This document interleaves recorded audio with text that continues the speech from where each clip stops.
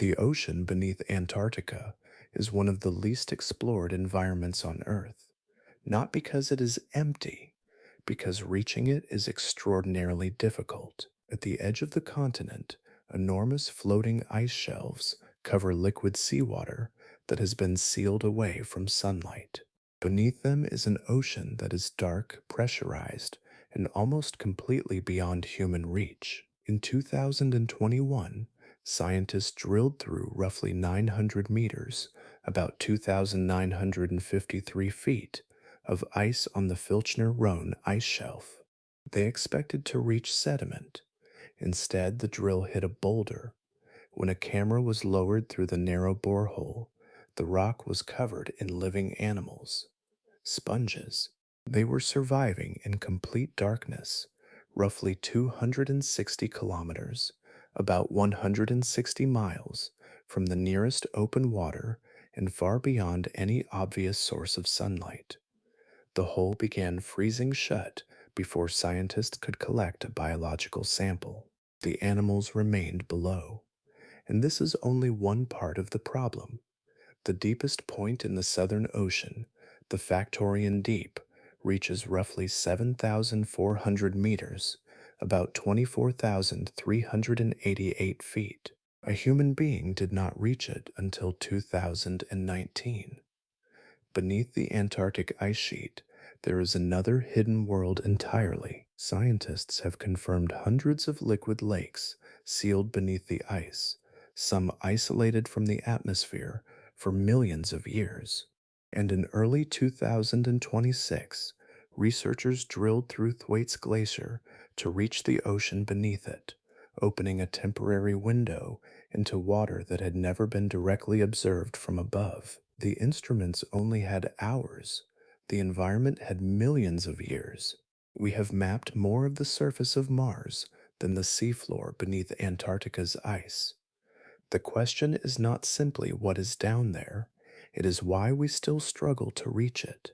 Today, we're going beneath Antarctica's ice to understand why one of Earth's largest hidden oceans remains so difficult to explore, and what the few glimpses we've managed to obtain are already telling us about the world below.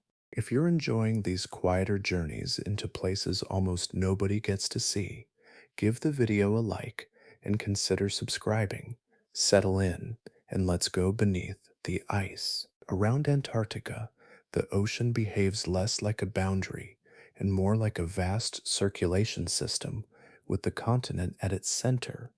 The Southern Ocean wraps around the entire landmass, joining the Atlantic, Pacific, and Indian Oceans into a continuous ring of moving water. Its boundaries are therefore defined as much by motion as by geography. The distinction became official in 2021 when the National Geographic Society recognized the Southern Ocean as Earth's fifth ocean. The decision did not reveal a newly discovered body of water. Instead, it acknowledged that the waters surrounding Antarctica have a character of their own, shaped by currents, temperature, winds, and the presence of the continent and its ice.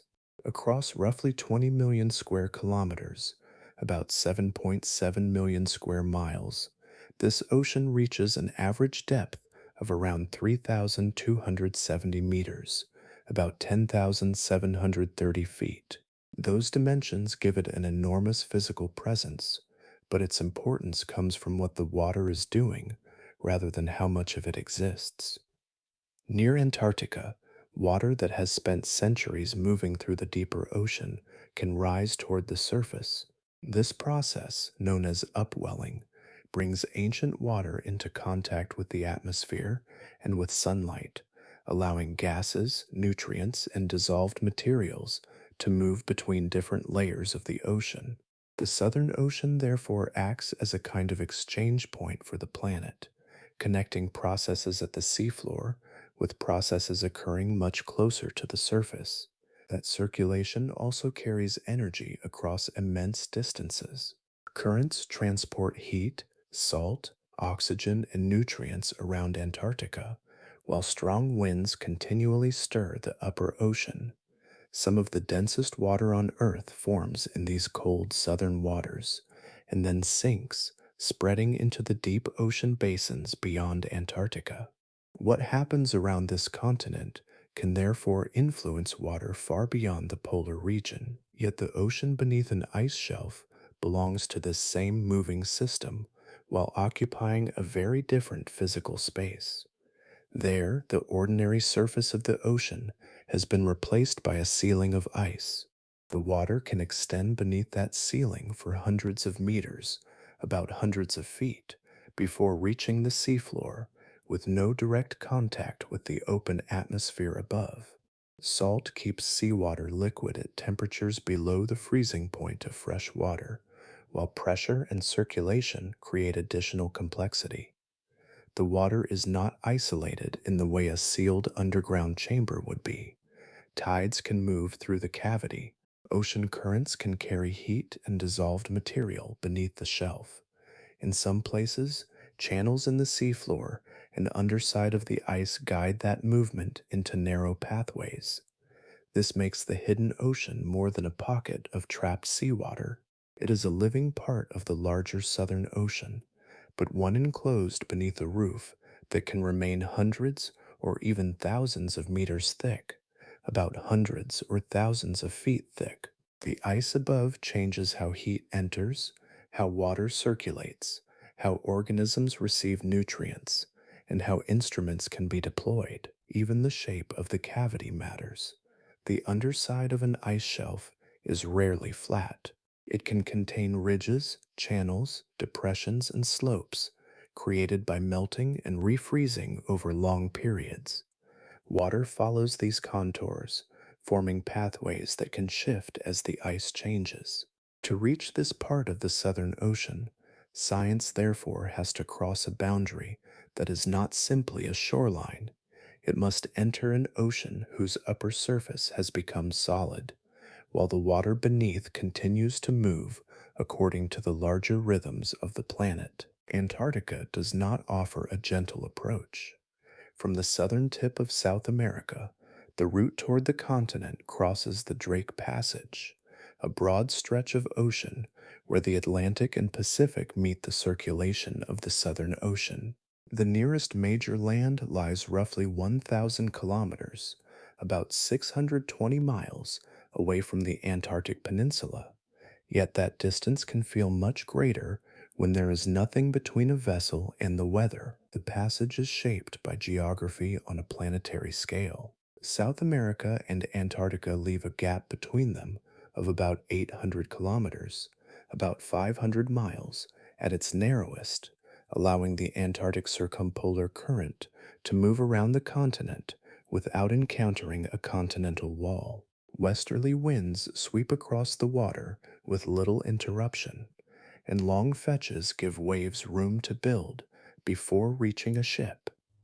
For a research vessel, the difficulty is not simply reaching the other side. Ocean conditions can change the movement of a ship, alter its working schedule, and make delicate operations difficult long before the vessel reaches the ice. A scientific expedition may carry laboratories, fuel, food, drilling equipment, aircraft, and specialized instruments, all packed into a floating platform whose operating costs continue every hour it remains at sea. Once the peninsula is behind them, the most distant ice shelves lie far deeper into the Southern Ocean system. The Filchner, Rhone, Ross, and Amory shelves occupy different sectors of the continent, separated by immense stretches of water and seasonal sea ice. A vessel traveling toward them can spend days or weeks moving through conditions that leave little margin for delay. Sea ice adds another layer to the journey. During the austral summer, warmer temperatures and shifting winds open passages through parts of the frozen ocean, but those routes are temporary. Large flows can drift across previously navigable water, compress against one another, or gather along an ice shelf front. A route that existed when a ship began its approach may narrow or disappear before the vessel arrives, sometimes forcing crews to wait offshore until conditions become workable again. Even an icebreaker cannot simply ignore these changes. Breaking a path through heavy sea ice consumes fuel and time, while the movement of the ice itself can press against the hull or restrict maneuvering.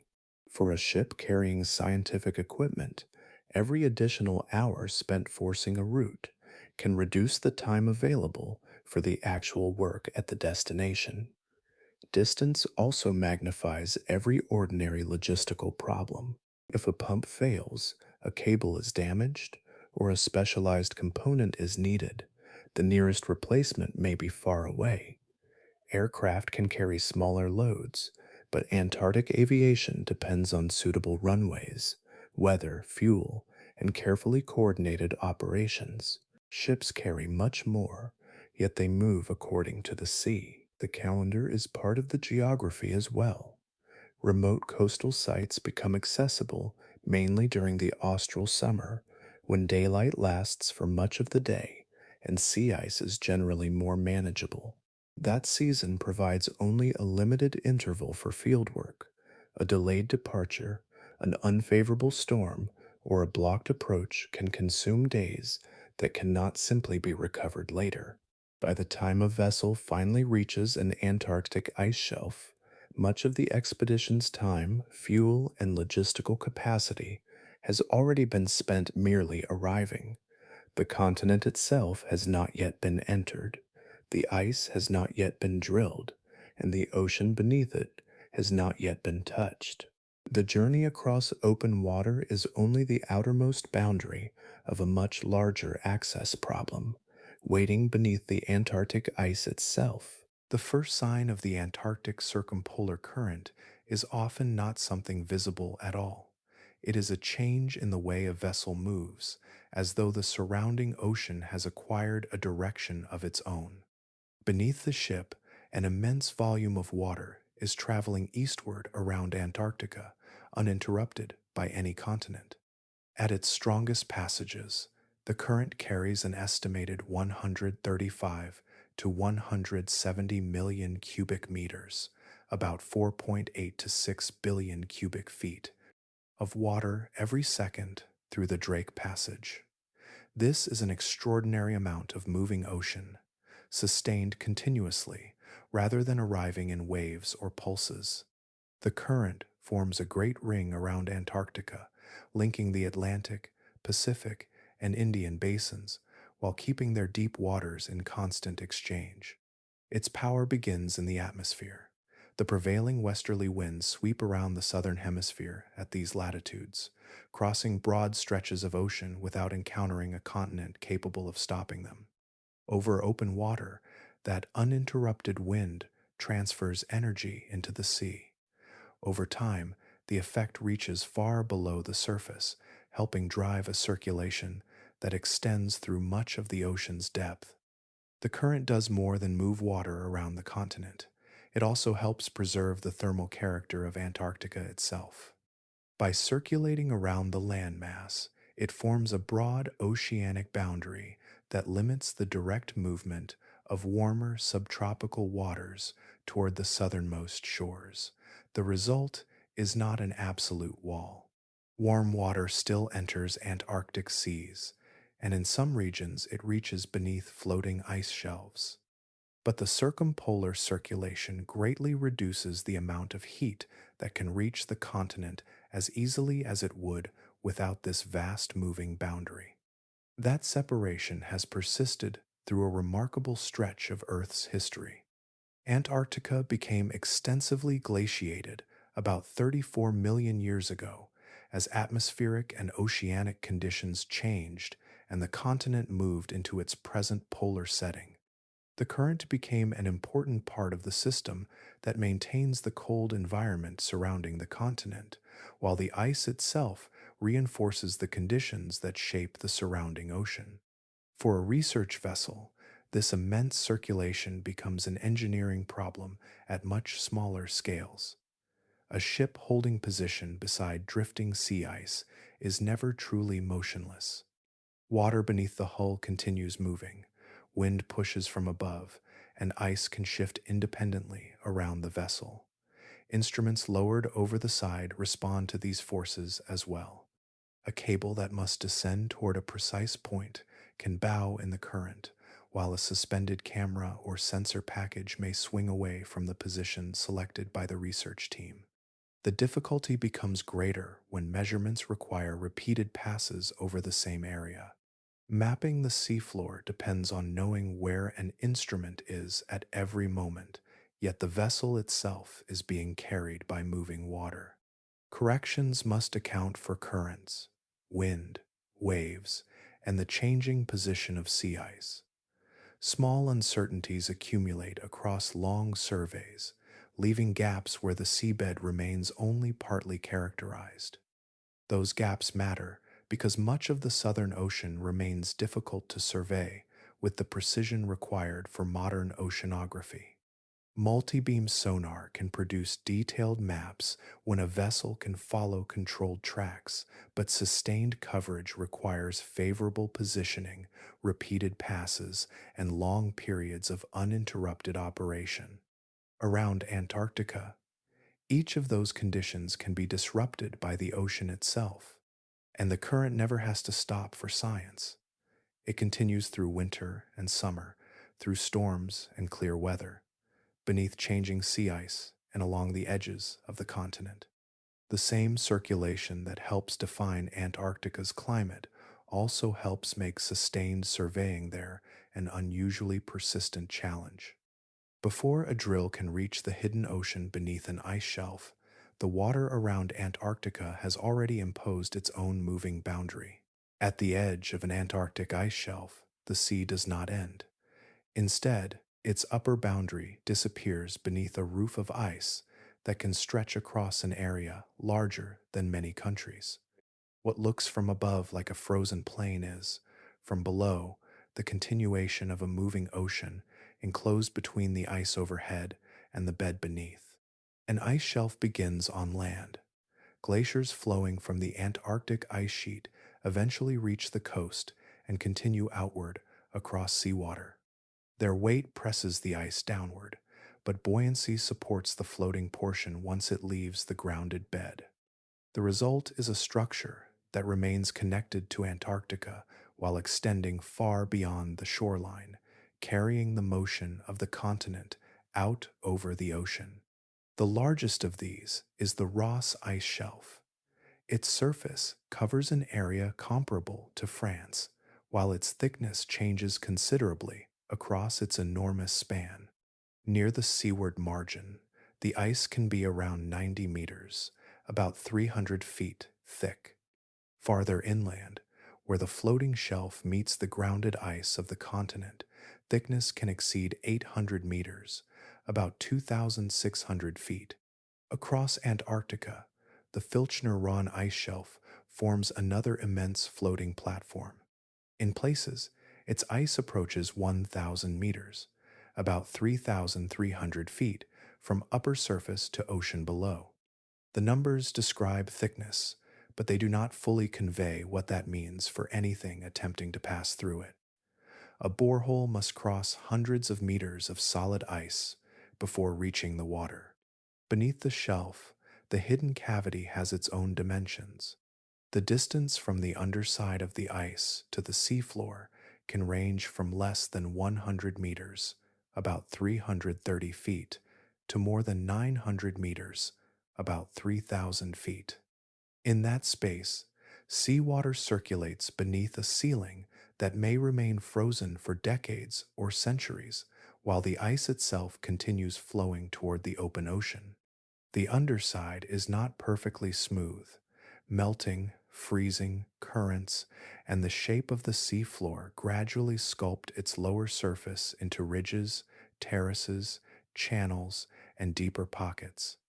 Some channels guide relatively warm seawater farther beneath the shelf, while other regions encourage colder water to circulate back toward the cavity entrance. The shape of the ceiling, therefore, becomes part of the ocean's circulation system. For anything on the surface, none of this creates a visible opening.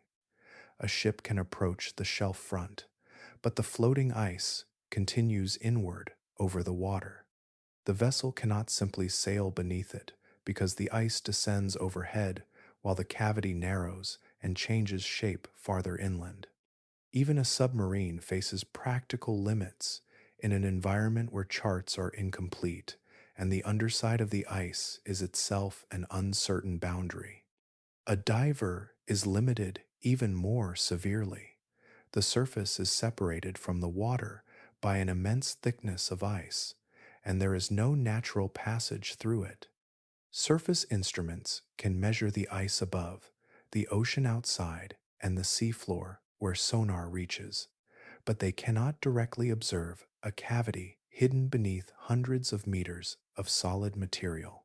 This creates a peculiar geography. The ocean is physically present beneath the ice, yet its surface cannot be reached from the surrounding sea. The floating shelf occupies the space where an ordinary ocean surface would normally provide access, extending the frozen continent outward and placing a massive lid over water that remains fluid underneath. For hundreds of kilometers, about hundreds of miles, that lid can continue without a practical route around its interior edge. The ocean below is not separated from Antarctica by distance alone. It is separated by the ice itself, a moving continent scale structure that must be crossed before anything from the surface can enter the water below. The drill begins far from the ocean itself, on the upper surface of the ice shelf, where a machine turns stored heat into a narrow path downward. A hot water drilling system does not cut the ice with a blade. Instead, it sends heated water through a long hose, allowing that water to melt a cylindrical passage through the shelf, while pumps continuously move the flow deeper. Clock begins with the first drop of meltwater, long before the first instrument descends. At the surface, the equipment forms a small industrial landscape against the Antarctic ice. Boilers heat large quantities of water, pumps maintain pressure, generators provide electricity, and hoses carry the heated flow toward the drilling point. The water must remain hot enough to melt ice efficiently while the system operates continuously, because stopping for too long allows the walls of the borehole to begin cooling and closing. The opening itself is remarkably small. A typical borehole is around 30 centimeters, about 12 inches, across. That narrow diameter is enough for cameras, sensors, cables, and specialized instruments, but it leaves almost no room for error. Every piece of equipment must be designed to pass through the opening, and anything too large remains on the surface. Depth turns the process into an exercise in endurance. At a melting rate of roughly 1 meter, about 3 feet, of ice per minute, a shelf around 900 meters, about 2,950 feet, thick, can require approximately 15 hours of uninterrupted drilling. During that time, the system must maintain heat, pressure, water flow, and power while operating in an environment where a small mechanical failure can interrupt the entire chain. The water needed for this work is itself a logistical burden. A major hot water drilling operation can require hundreds of thousands of liters, about tens of thousands of gallons, of water along with fuel or electrical generation capacity sufficient to heat and circulate it. On a remote Antarctic shelf, none of those resources can simply be replenished from nearby infrastructure. They must arrive with the expedition, sometimes by ship, aircraft, or long overland traverses across the ice. The drilling system can weigh tens of tons, and preparing it is not a matter of arriving with a machine and switching it on. Components have to be transported, assembled, tested, protected from extreme conditions, and positioned where the drilling can take place. Months of preparation may precede the first stream of heated water entering the ice. There is an unusual quality to the borehole once it reaches the ocean. It is not a permanent tunnel. The surrounding ice remains colder than the water used to create the passage, and heat begins leaving the borehole walls as soon as the drilling flow is reduced. The opening gradually contracts, its diameter shrinking inward as the ice freezes around the empty space. A borehole can therefore become a race against its own recovery. Depending on the temperature and thickness of the ice, a passage around 30 centimeters, about 12 inches, wide can close completely within roughly 1 to 2 days. The exact rate varies with local conditions, but the underlying process begins almost immediately. This changes the meaning of reaching the ocean. Creating the opening is only the first achievement. Once the drill reaches the water, every camera, instrument, cable, and sampling device intended for the cavity has a limited period in which to pass through. The machinery that spent hours making a path into the hidden ocean cannot leave that path open indefinitely. Heat dissipates, ice returns, and the passage slowly becomes solid again. A borehole can reach the ocean, but reaching the ocean does not mean that an instrument is ready to enter it. The passage itself becomes a severe filter, allowing only equipment small enough to descend through an opening roughly 30 centimeters, about 12 inches, wide. Inside that narrow space, there is little room for bulky housings, large motors, or redundant hardware. Every component must earn its place. That constraint begins before the instrument leaves the surface. A camera assembled beside the drilling equipment may have been tested in a laboratory, lowered through freshwater tanks, and exposed to cold chambers. Yet the environment beneath an ice shelf combines several stresses at once. The water is below the normal freezing point of fresh water. Pressure surrounds every exposed surface, and the transition from air into the borehole places sudden demands on seals, connectors, electronics, and moving parts. Beneath the Filchner-Ronne ice shelf, the water near the underside of the ice can remain around minus 2.2 degrees Celsius, about 28 degrees Fahrenheit. Seawater stays liquid at that temperature because dissolved salts lower its freezing point, while pressure also affects the conditions under which ice forms. For an instrument, however, remaining functional in that water is more complicated than simply surviving the cold. Lubricants can behave differently. Batteries lose performance as temperatures fall. Materials contract by different amounts, creating tiny changes around seals and joints. A connector that performs perfectly in a warm laboratory can behave differently after spending hours in polar water. Even a small weakness becomes important when there may be no practical way to retrieve the equipment for repair. Depth introduces another pressure of its own. Water presses against the instrument from every direction, and that force increases as the vehicle or sensor moves farther from the underside of the shelf. A cavity several hundred meters deep, about several hundred feet deep, creates substantial hydrostatic pressure, while deeper sections can exceed 1,000 meters, about 3,300 feet, of water beneath the ice. Housings must resist that pressure without becoming excessively heavy or large. The cable creates a second mechanical problem. A tether descending through the borehole carries electrical power and data, but it also occupies precious space inside the passage. As the surrounding ice cools and begins closing inward, pressure can build against the cable. Friction increases, the sheath can become damaged, and movement through the borehole becomes harder. Far below, a damaged connection can end an entire deployment even when the instrument itself remains functional. Power places another limit on distance. A tethered system can draw energy from generators at the surface, but its cable grows longer as the vehicle travels away from the borehole. Added length increases weight, drag, and the possibility of entanglement around irregular features beneath the shelf.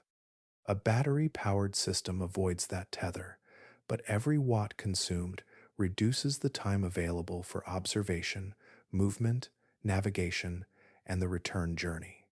The cavity itself cannot yet be treated as a standardized operating environment. Its currents, chemistry, geometry, temperature, and sediment conditions vary from one location to another. Engineers, therefore, have limited experience with the exact combination of stresses an instrument may encounter once it passes beneath the ice. That is why each successful deployment carries something of an experimental character. The instruments are not merely entering an unfamiliar place.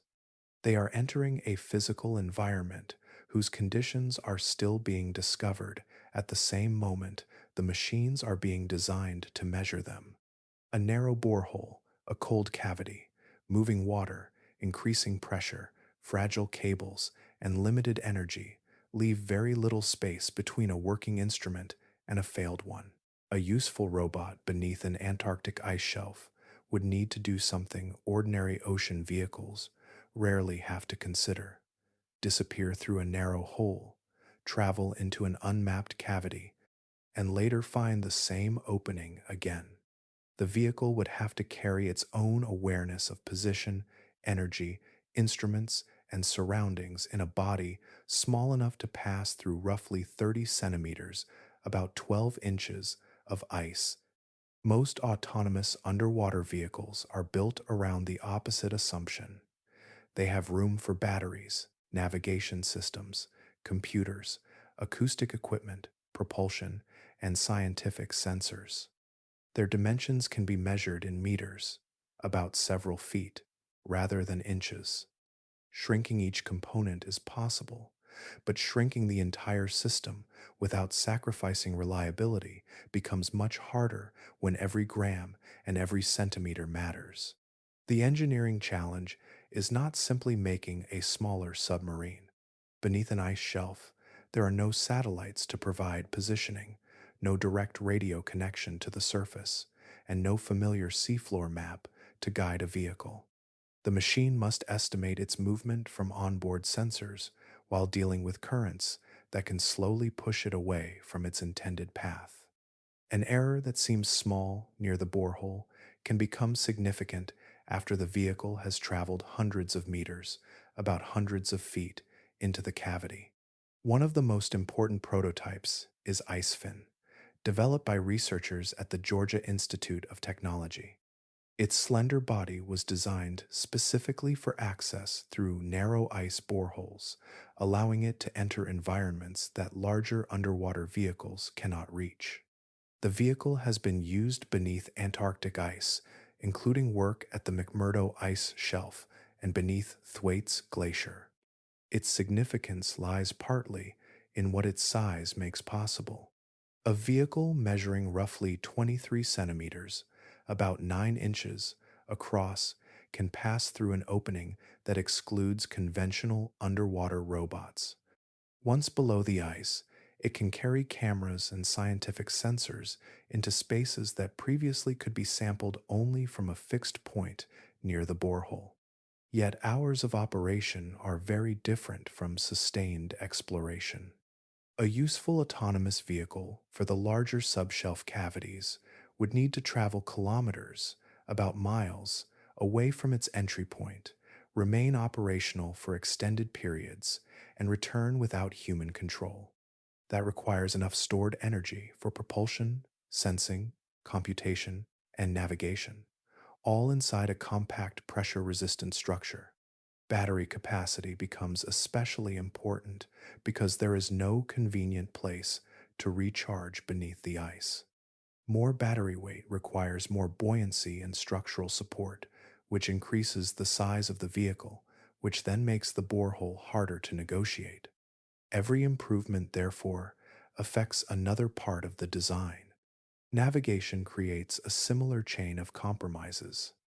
A vehicle can use instruments that measure acceleration, depth, water movement, and changes in magnetic fields, but these measurements accumulate uncertainty over time.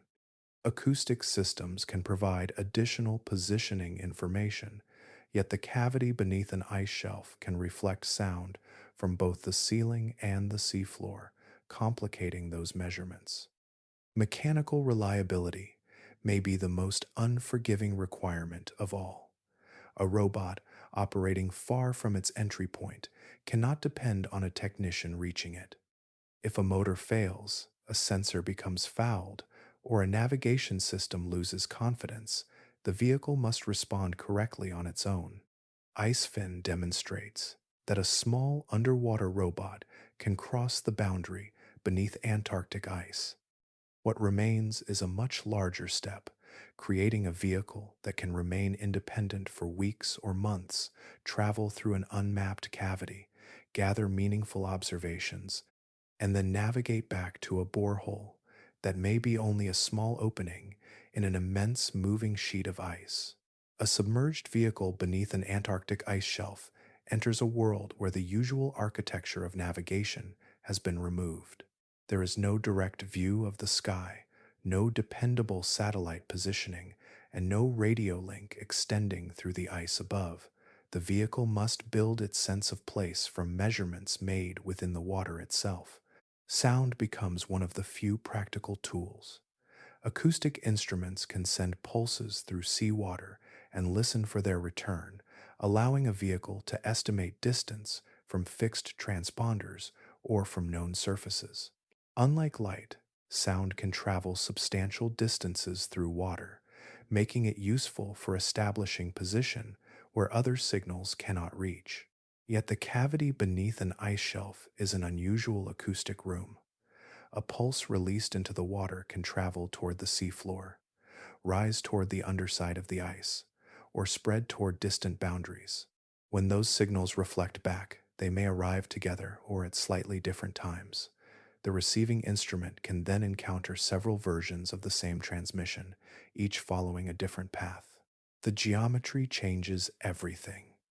A broad chamber produces one pattern of reflections, while a narrow channel produces another. Ridges beneath the ice can scatter sound. Uneven seafloor terrain can redirect it. Layers of water with different temperatures and salinities can bend acoustic paths as well. Conditions measured at the surface cannot reveal the complete arrangement below, so a vehicle must learn the acoustic character of its surroundings while it is already operating there. That creates a subtle dependency. Accurate positioning helps the vehicle construct a reliable map, but a reliable map also improves positioning. Before the cavity has been surveyed, neither side of that relationship is fully established. A robot entering unfamiliar water, therefore, cannot depend entirely on a navigation system prepared in advance. Communication with the surface adds another limitation. Data collected beneath the ice can travel through acoustic links and then through the borehole connection, but transmission capacity is limited. Large scientific data sets, detailed images, and continuous sensor streams cannot always be sent upward immediately. The farther a vehicle travels, the more important local decision-making becomes. A tether can preserve a direct connection, but distance adds cable length, drag, and mechanical risk. An untethered vehicle avoids those constraints while surrendering the immediate reassurance of a physical connection to the surface. Its computer must decide when to continue, when to alter course, when to conserve energy, and when to begin returning. That return journey is especially important because the destination is not simply the borehole region.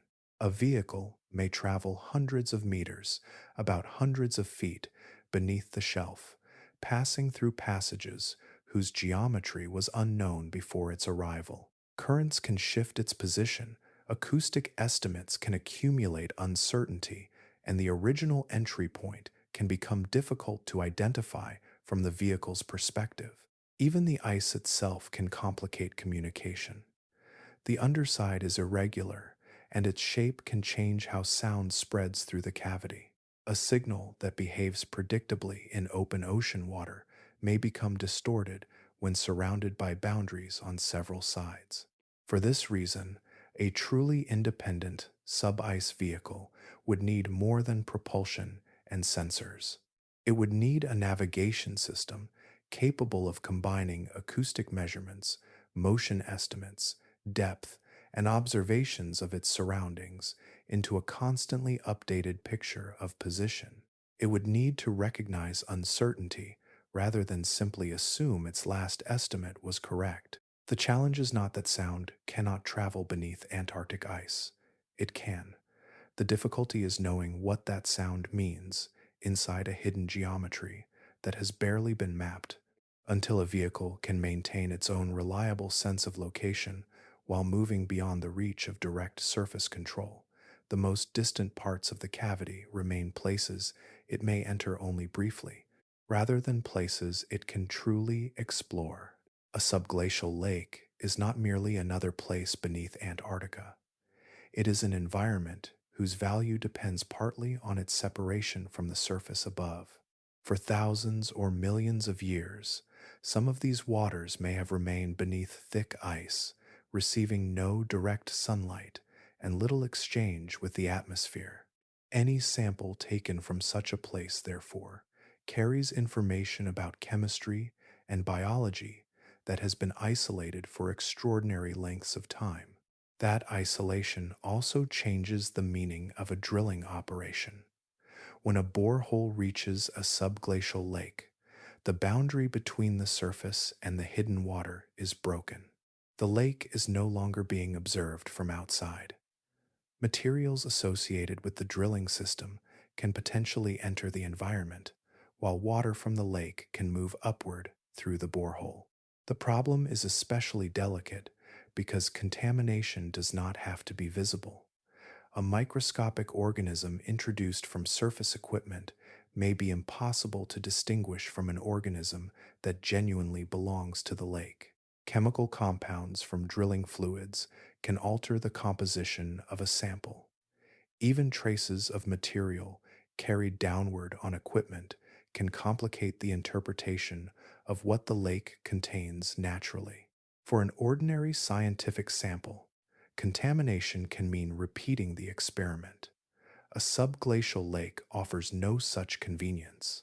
Access may require years of planning, enormous logistical effort, and a drilling system capable of reaching through kilometers, about miles, of ice. If the first sample is compromised, returning for another may require an entirely new expedition, assuming another access attempt is approved and technically possible.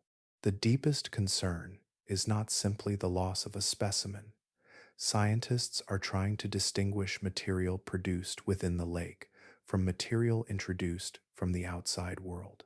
That distinction matters when searching for microorganisms, organic compounds, or chemical signatures that could reveal how an isolated ecosystem obtains energy and persists without direct sunlight. Keeping the drilling system clean is therefore far more complicated than wiping down the equipment before deployment.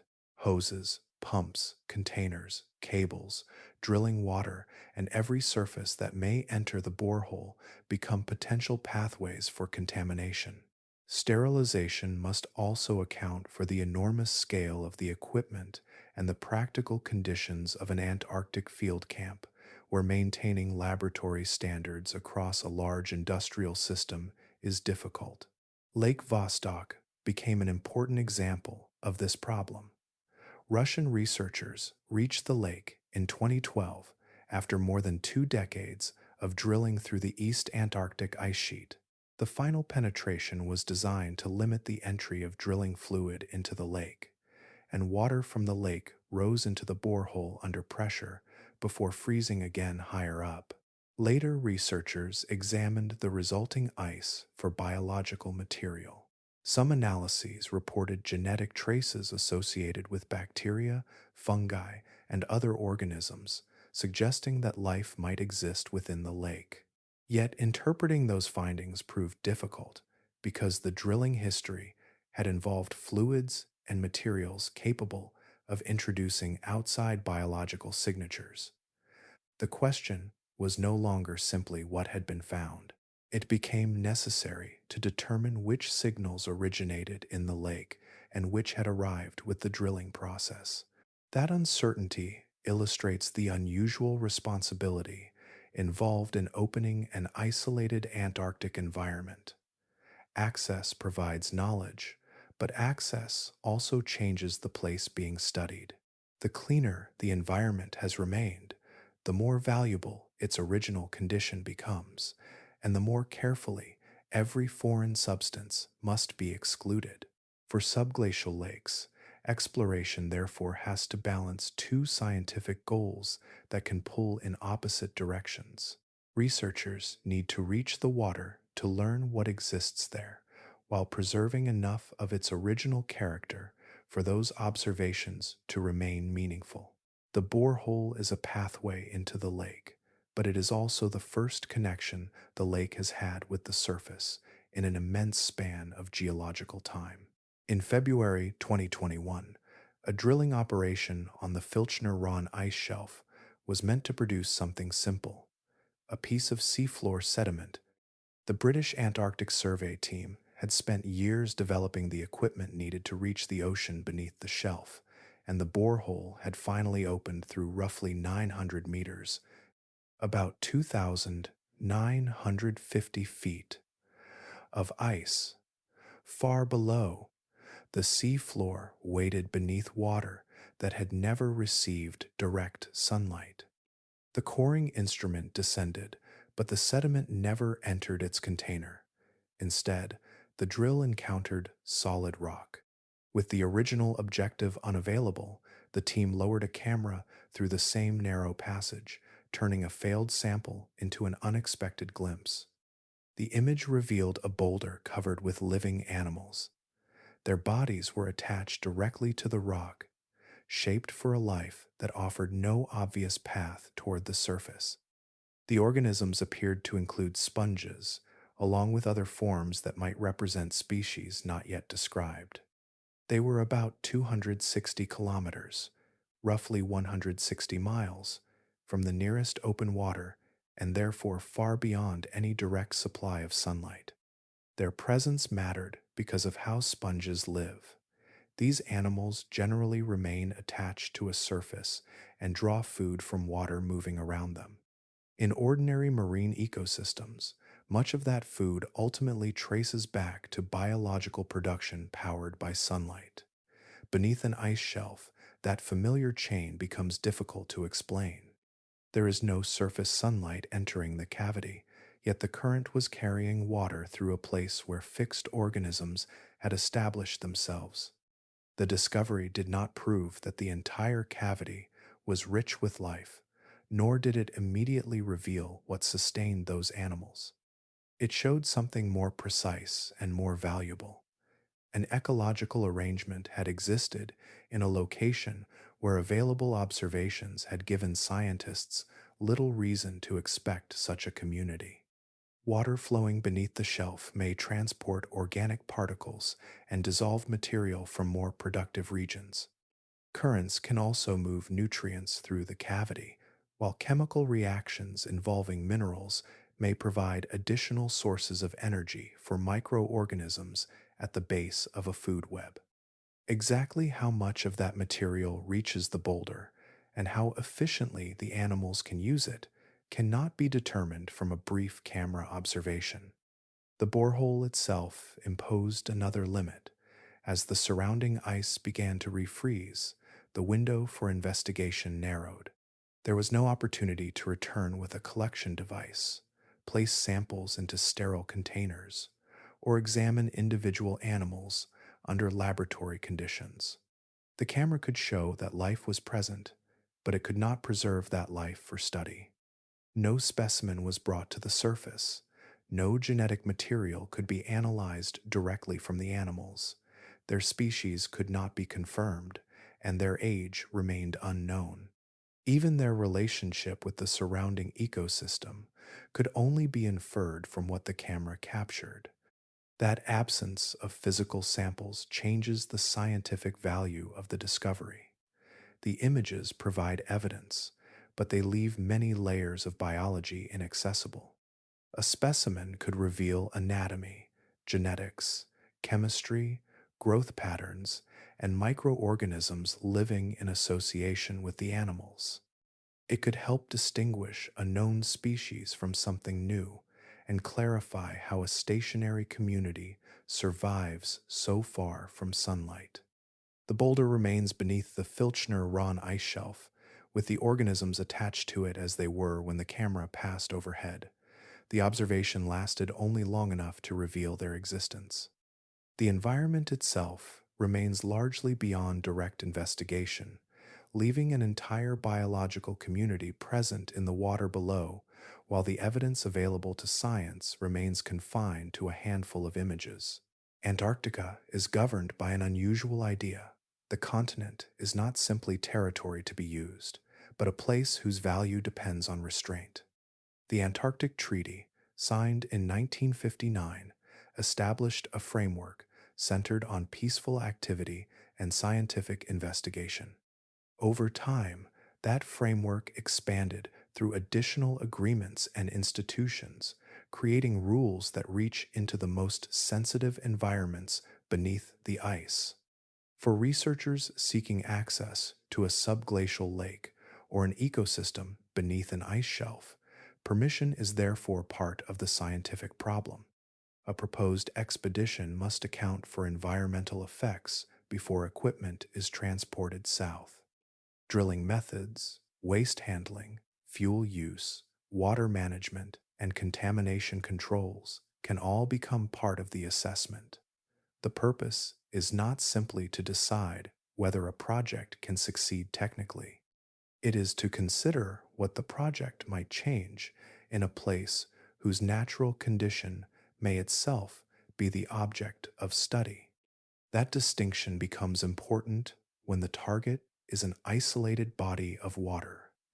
Opening a borehole creates a physical connection between an environment that has been separated from the surface and the outside world. Any material introduced through that connection could become part of the system being investigated. Because some Antarctic environments may contain organisms or chemical conditions found nowhere else, an apparently small disturbance can carry scientific consequences that are difficult to reverse. Environmental review also considers the practical footprint surrounding the drilling itself. A remote operation may require aircraft, tracked vehicles, generators, fuel storage, heated water, temporary camps, communications equipment, and waste removal. Each component introduces another pathway through which the surrounding environment can be affected. In a region where recovery from disturbance can take years or longer, reducing that footprint becomes part of responsible research rather than an administrative detail. The international character of Antarctica adds another layer. More than 50 nations participate in Antarctic science, with different research programs, funding structures, technical capabilities, and priorities.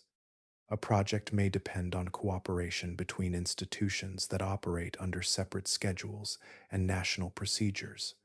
Equipment can need to be shared, transported, tested, and maintained across multiple programs, while scientific teams must coordinate access to locations that may only be reachable during a narrow seasonal window. The Committee for Environmental Protection provides advice within the treaty system on environmental matters, including activities that could affect sensitive Antarctic ecosystems. For especially delicate targets, environmental assessment can require researchers to demonstrate that the scientific value justifies the proposed intervention and that practical safeguards are in place. These evaluations can take substantial time, particularly when methods are new and the consequences are difficult to predict. The same principle shapes decisions about cumulative effects because several small operations can become significant when repeated across the continent. Careful coordination, therefore, protects not only individual sites, but the broader scientific record Antarctica preserves. That slowness is partly intentional. Antarctica offers scientists something rare: environments where natural processes can persist with relatively little direct human interference. Protecting that condition means accepting that not every scientifically valuable location can be entered immediately, even when technology appears capable of reaching it. A faster expedition may produce an answer sooner, but it could also alter the evidence needed for future research. The result is an unusual tension between access and preservation. The treaty system does not place a single locked gate across Antarctica. Instead, it creates a sequence of decisions, reviews, safeguards, and international agreements through which researchers must pass before a drill reaches the ice. For the scientists waiting on the other side, time becomes part of the experiment, because protecting an untouched environment can require leaving it untouched a little longer. Money rarely appears in photographs from Antarctica, yet it shapes the boundaries of what can be measured there. A scientific idea may begin as a simple line in a notebook, but turning that idea into an expedition requires years of engineering, logistics, testing, staffing, and funding. Beneath an ice shelf, each of those requirements becomes more expensive because almost nothing needed for the experiment can be obtained locally. A hot water drilling system is not a single machine waiting in a warehouse. It is an interconnected field operation, with pumps capable of moving heated water, generators, hoses, tanks, fuel, control systems, maintenance equipment, and spare components.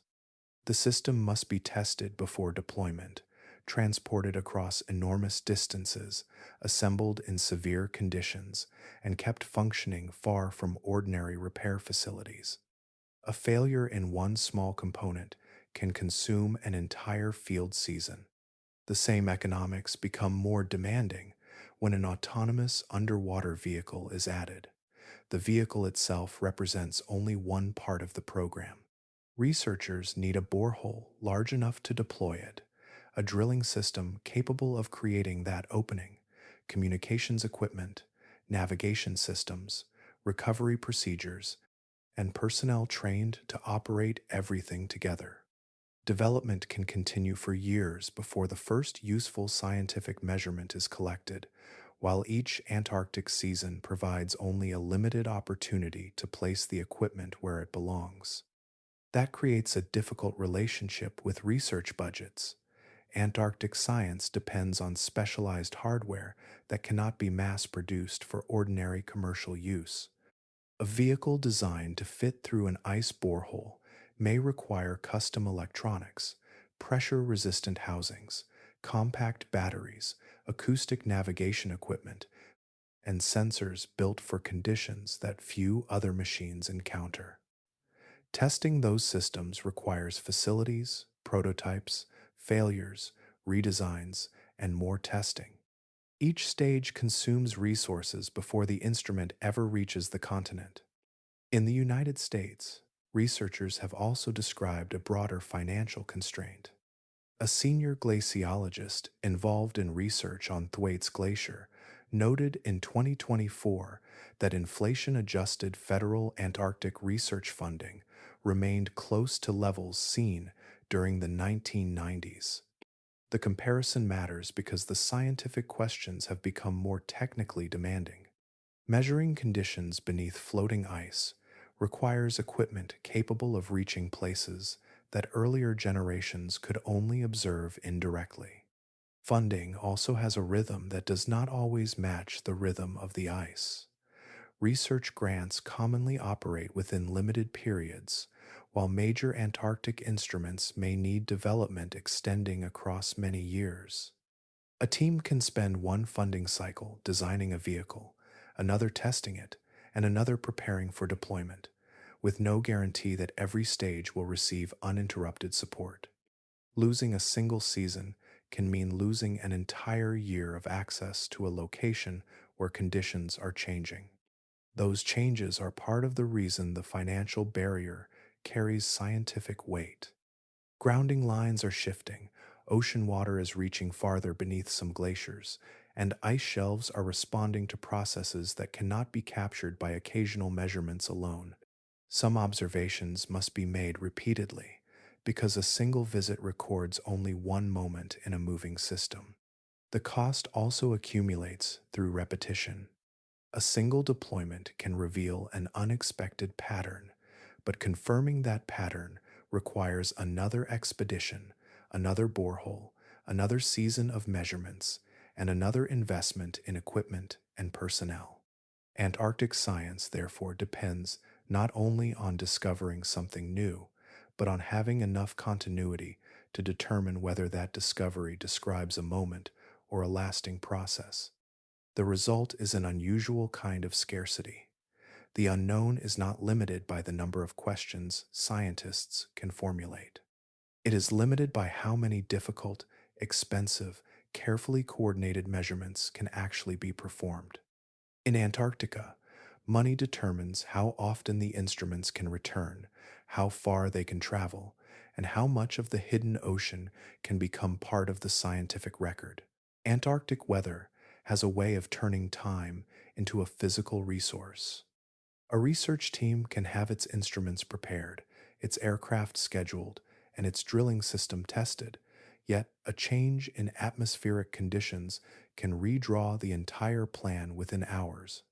On an ice shelf, weather is woven directly into the machinery of an expedition because every operation depends on people, fuel, aircraft, and equipment remaining accessible for as long as the work requires. The coldest conditions occur far from the coast, across the high interior of the continent. At the Soviet Vostok station, temperatures reached minus 89.2 degrees Celsius, about minus 128.6 degrees Fahrenheit, in 1983, a surface temperature record that revealed how profoundly the Antarctic atmosphere can depart from conditions familiar elsewhere on Earth. Near floating ice shelves, temperatures are generally less extreme, yet cold still affects batteries, lubricants, hydraulic systems, electronic components, and the flexibility of cables and hoses. Wind adds another dimension. Air moving across the ice can transport loose snow, reduce visibility, and place substantial forces on temporary structures. Aircraft operations become especially sensitive because pilots require suitable visibility, stable surfaces, and atmospheric conditions within narrow limits. When those conditions deteriorate, an aircraft may remain grounded at a remote camp, even though the people waiting there have essential work to perform. For a hot water drilling team, that interruption can become especially costly. Once a borehole has been opened, it is no longer simply a hole waiting for instruments. It becomes part of an active field system that must be monitored and maintained. Water inside the borehole loses heat to the surrounding ice, allowing refreezing to begin. If access is delayed long enough, the opening can narrow or close, forcing researchers to spend valuable energy reopening a passage that had already been created. The consequences become more complicated when weather affects transportation rather than drilling itself. A team may be positioned at an ice shelf while spare parts, fuel, scientific equipment, or additional personnel remain elsewhere. If aircraft cannot land, supplies cannot arrive. If surface vehicles cannot travel safely, equipment cannot be moved. Even a short interruption can alter the sequence of operations because specialized tasks often depend on one another. The history of Antarctic exploration contains many examples of plans being reshaped by atmospheric conditions. The Lake Ellsworth project in West Antarctica led by researchers from the United Kingdom, attempted to reach a subglacial lake during the 2012 field season. The team succeeded in establishing a deep borehole, but technical problems prevented the drill from reaching the lake itself before the operation had to end. Weather was one element within a larger chain of difficulties, limiting the margin available for recovery when equipment problems appeared. That margin is important because Antarctic field seasons cannot simply be extended whenever an experiment runs late. The return of sea ice, worsening storms, shorter periods of suitable light, and declining access for aircraft gradually reduce the options available to researchers. A delay measured in days can become a delay measured in an entire year. Weather, therefore, changes the economics of every decision. A piece of equipment must be reliable enough to survive conditions that cannot be postponed, and every deployment must be planned with enough flexibility to absorb interruptions. The challenge is not merely reaching the ice shelf, but maintaining a functioning scientific operation while the atmosphere continually determines which parts of the plan remain possible. In that setting, successful exploration depends on a narrow alignment between technology, people, transportation, and weather. When those elements coincide, a brief opening can support months of preparation and years of scientific ambition. When they do not, the ice remains exactly where it was, and the opportunity passes with the season. Antarctica does not offer a year in which scientific work can simply continue at the same pace. The useful season arrives briefly, shaped by the position of the sun, the movement of sea ice, and the gradual return of temperatures that allow aircraft, ships, and field teams to operate with fewer restrictions. For many remote Antarctic projects, the practical window falls between November and February, leaving only a few months in which an entire expedition must succeed. That interval begins before the first drill is assembled. Research vessels may spend days or weeks crossing the Southern Ocean to reach Antarctic waters, while aircraft and surface vehicles must carry people and equipment onward toward places that have no permanent roads, ports, or conventional infrastructure. Fuel, generators, hoses, pumps, scientific instruments, shelters, food, spare parts, and communications equipment all have to arrive in the correct sequence. A delay in one part of the chain can wait for another part to catch up. At a remote ice shelf, preparation continues after arrival. The drilling platform must be assembled, tested, and positioned. Water must be collected or produced for the hot water system. Power generation has to be established, fuel supplies secured, and safety procedures completed before the first melt begins. Each task consumes part of the same seasonal clock. The clock does not stop while equipment is being unpacked. Even the geography of daylight has a role.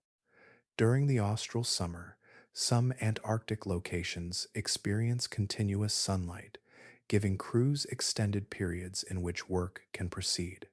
Yet sunlight does not remove the cold, wind, aircraft restrictions, or the movement of sea ice.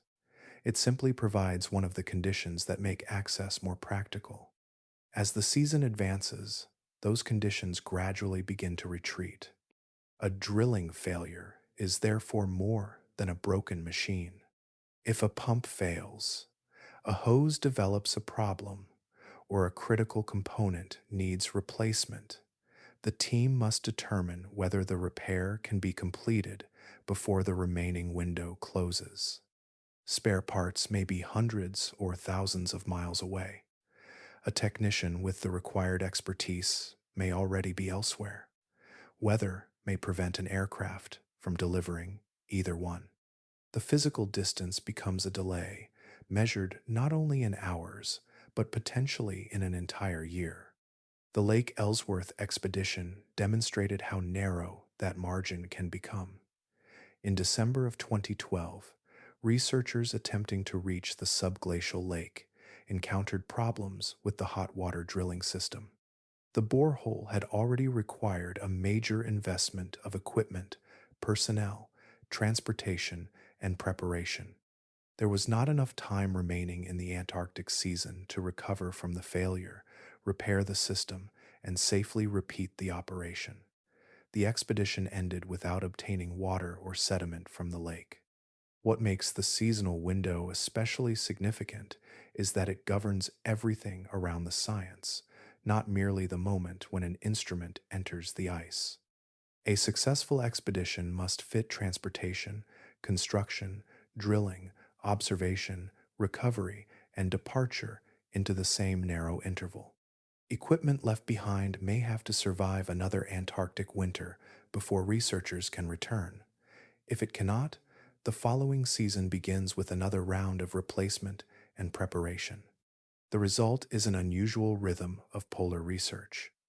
Months of planning can lead to a handful of weeks at the field site, followed by another long interval of waiting. The environment sets that rhythm naturally, and every expedition must work within it. Beneath the ice, the ocean may remain unchanged from one season to the next, while above it, the opportunity to reach that ocean appears only for a brief passage each year. An instrument placed beneath an ice shelf enters a world where the surface itself becomes part of the experiment. The ice above is not a fixed roof. It is a moving body, flowing outward from the continent under the slow influence of gravity, carrying everything embedded within it toward the sea. Across Antarctica, that motion varies greatly with location, thickness, and the shape of the underlying bed. In parts of the Ross Ice Shelf, movement can reach several meters, about several feet, each day. Thwaites Glacier is faster still, with sections moving more than 40 meters, about 131 feet, each day. The numbers are small enough to seem almost ordinary when measured against a continent, yet over months and years, they become substantial distances. For an instrument lowered through a borehole, the consequences begin immediately. The opening belongs to the moving ice, while an instrument fixed to the seafloor belongs to the earth. At first, their positions are nearly aligned. Then the ice begins carrying the borehole away. The separation may be gradual, but it never reverses, simply because the experiment needs the connection to remain. That creates a peculiar problem for any long-term observatory. A cable passing from the drifting borehole to an instrument anchored below must accommodate two reference frames at once. At the surface, the cable follows the ice. At depth, the instrument remains fixed against the seafloor. Between them, the cable must absorb the changing geometry of the entire system. Over time, the cable can develop bends, tension, and repeated mechanical loading as the upper end shifts position. Ocean currents add another source of movement, pushing against the cable and changing its shape through the water column. Where the cable approaches the seafloor, contact and abrasion can become additional concerns. A connection that works perfectly on the day of deployment may therefore become progressively more difficult to maintain. Anchoring the instrument to the ice solves one part of the problem by allowing the surface connection to travel with the shelf. Yet the instrument then moves with the water above a changing seafloor, making its measurements dependent on a reference point that is itself migrating. Anchoring to the seafloor provides a stable geographic position, but the distance from the borehole steadily increases. Neither arrangement creates a permanent bridge between the two. The movement also complicates navigation and repeated observations.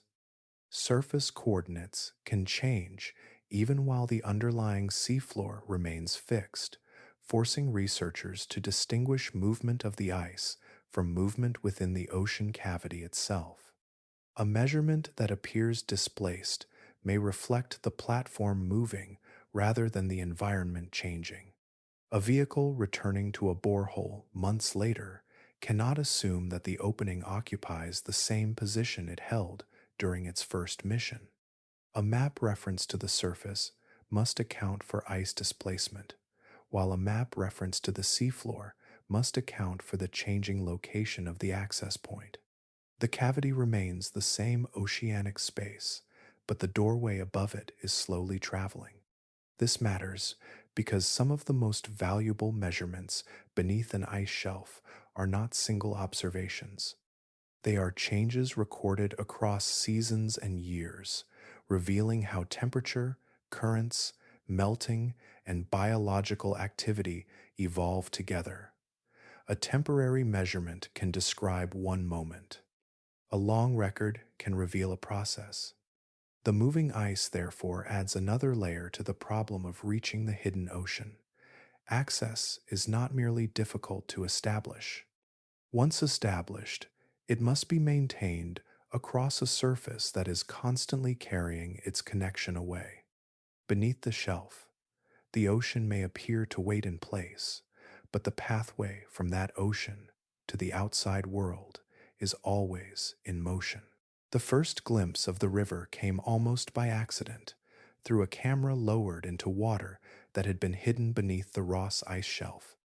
In 2022, a New Zealand research team was working near the outer edge of the shelf when the camera entered the cavity below.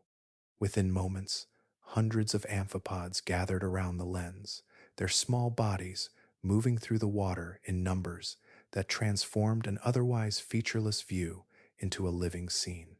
The camera was approximately 500 meters, about 1,640 feet, beneath the surface of the ice shelf. At that depth, the water was not simply occupying a hollow beneath the ice. It was moving through a channel shaped by the interaction between the ice above, the seafloor below, and the circulation of the surrounding ocean. What appeared on the screen was an underwater river flowing through a space that had never before been directly observed. The existence of this channel had been suspected from the surface. Satellite observations had revealed a long groove in the ice, a subtle feature tracing the shape of something hidden below. The groove suggested that water might be moving through a depression beneath the shelf, yet the satellite could only reveal the effect of the hidden system on the ice above. It could not show the water itself, the animals within it, or the currents carrying material through the cavity. Once the camera descended, that distinction became important. Hundreds of amphipods were present, indicating that the cavity was supporting far more biological activity than its sealed appearance might suggest. These small crustaceans occupy marine food webs in many parts of the ocean, but finding them concentrated beneath an ice shelf offered a direct glimpse into a habitat shaped by conditions that remain poorly understood. The water beneath the shelf also carried information from far beyond the camera. While the instruments were deployed, the enormous eruption of the Hunga Tonga volcano in the South Pacific generated pressure waves that traveled through the ocean.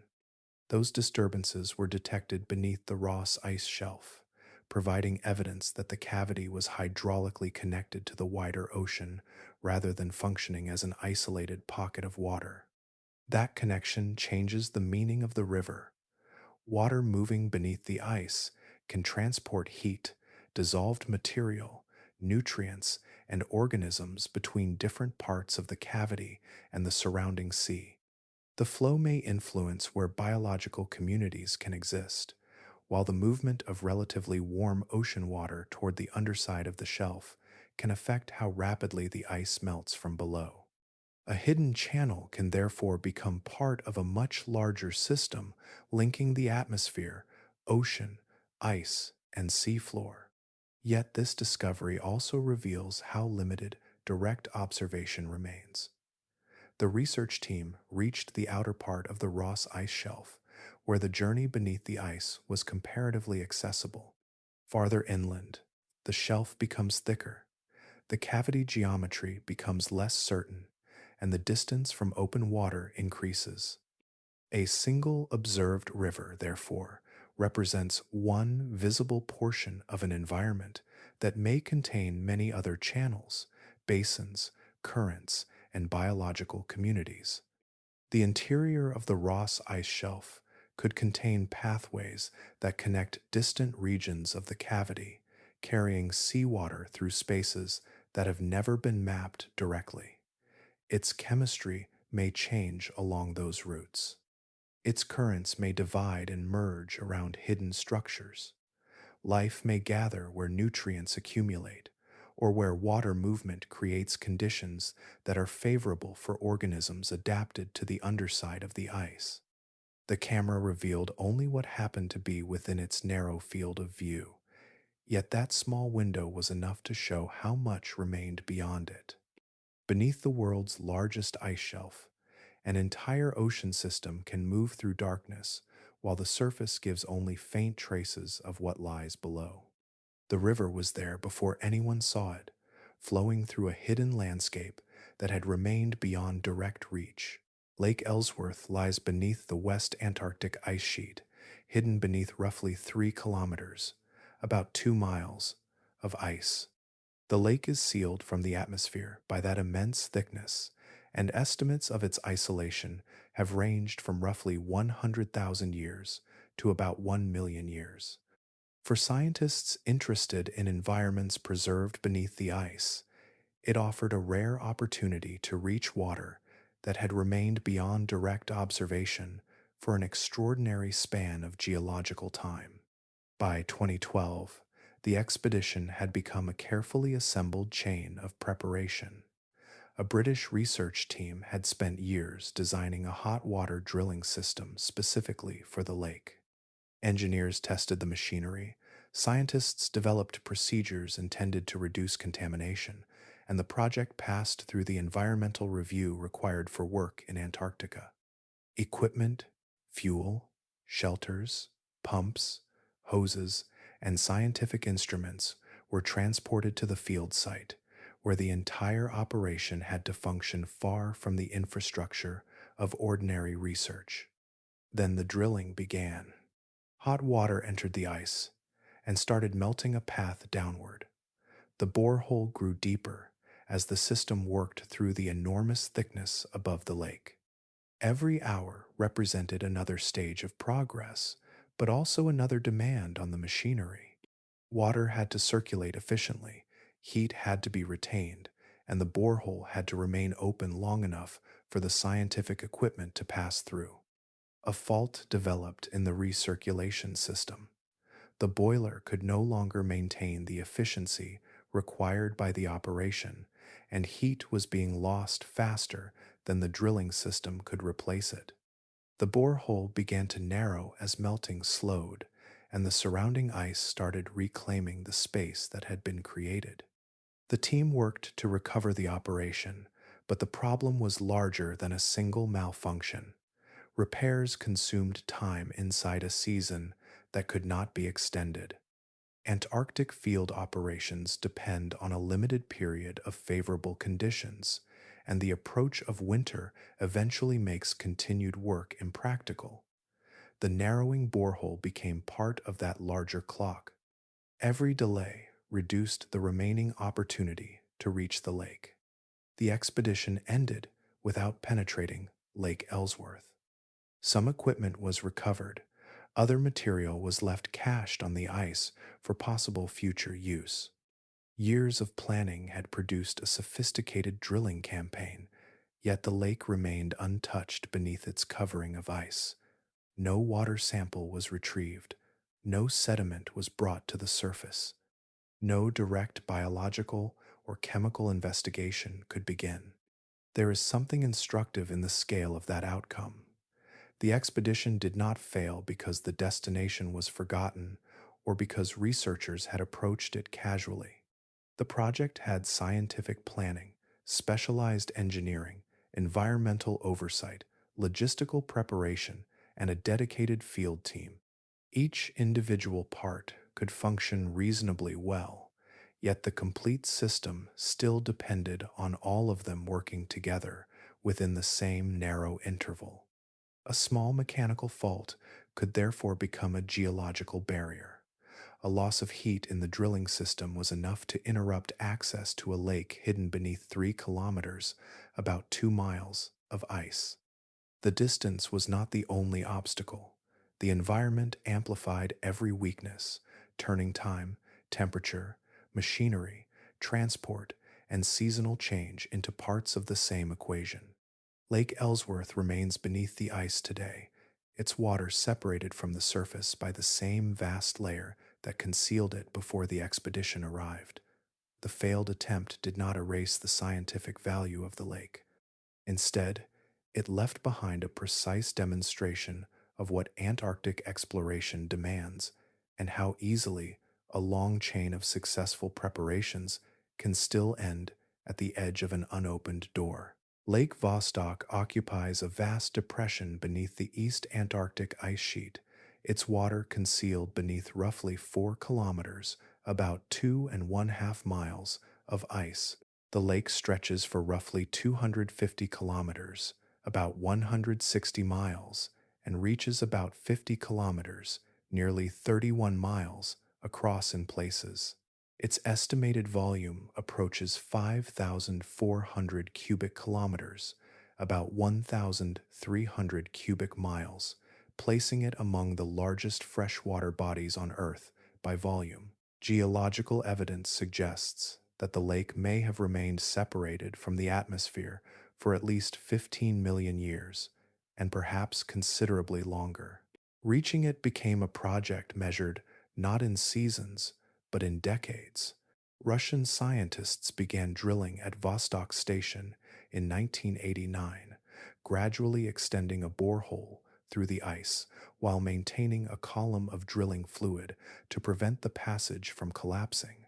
The work continued through changing equipment, changing teams, and long intervals of Antarctic field operations.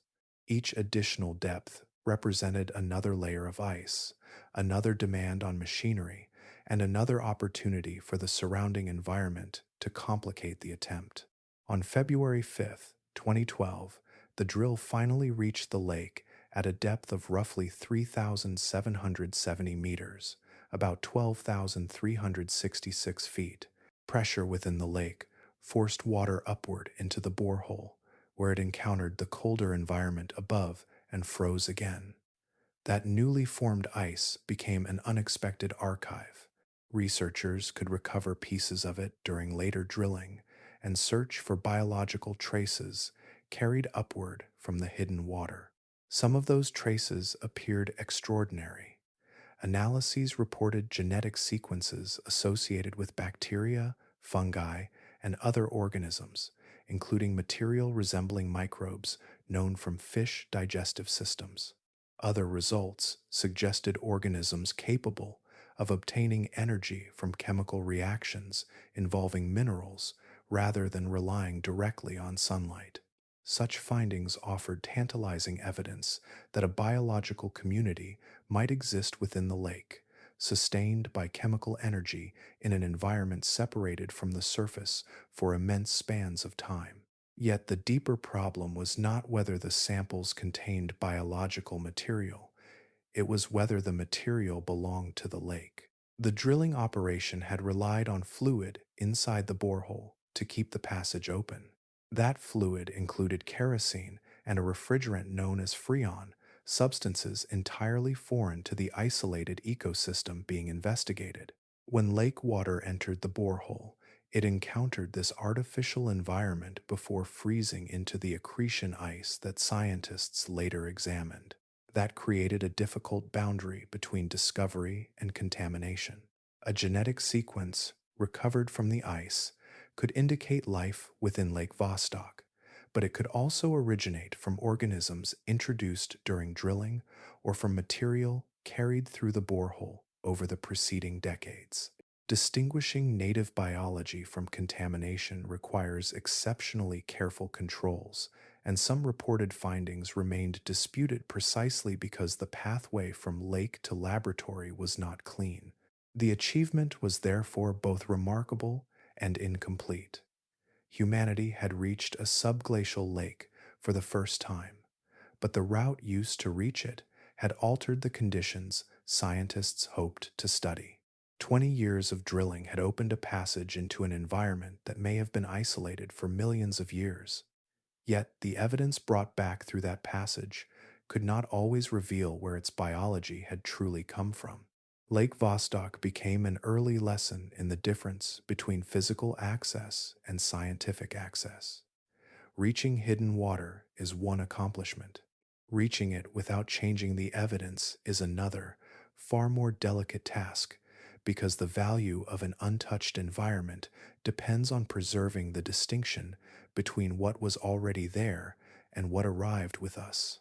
Thwaites Glacier does not need to be the largest glacier in Antarctica to become one of the most consequential.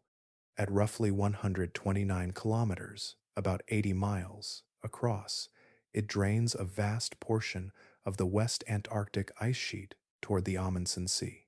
Beneath its floating extension, the ocean reaches into a hidden space where heat, currents, and moving ice meet. That boundary has become one of the most closely watched places on Earth, precisely because so much of it remains difficult to observe directly.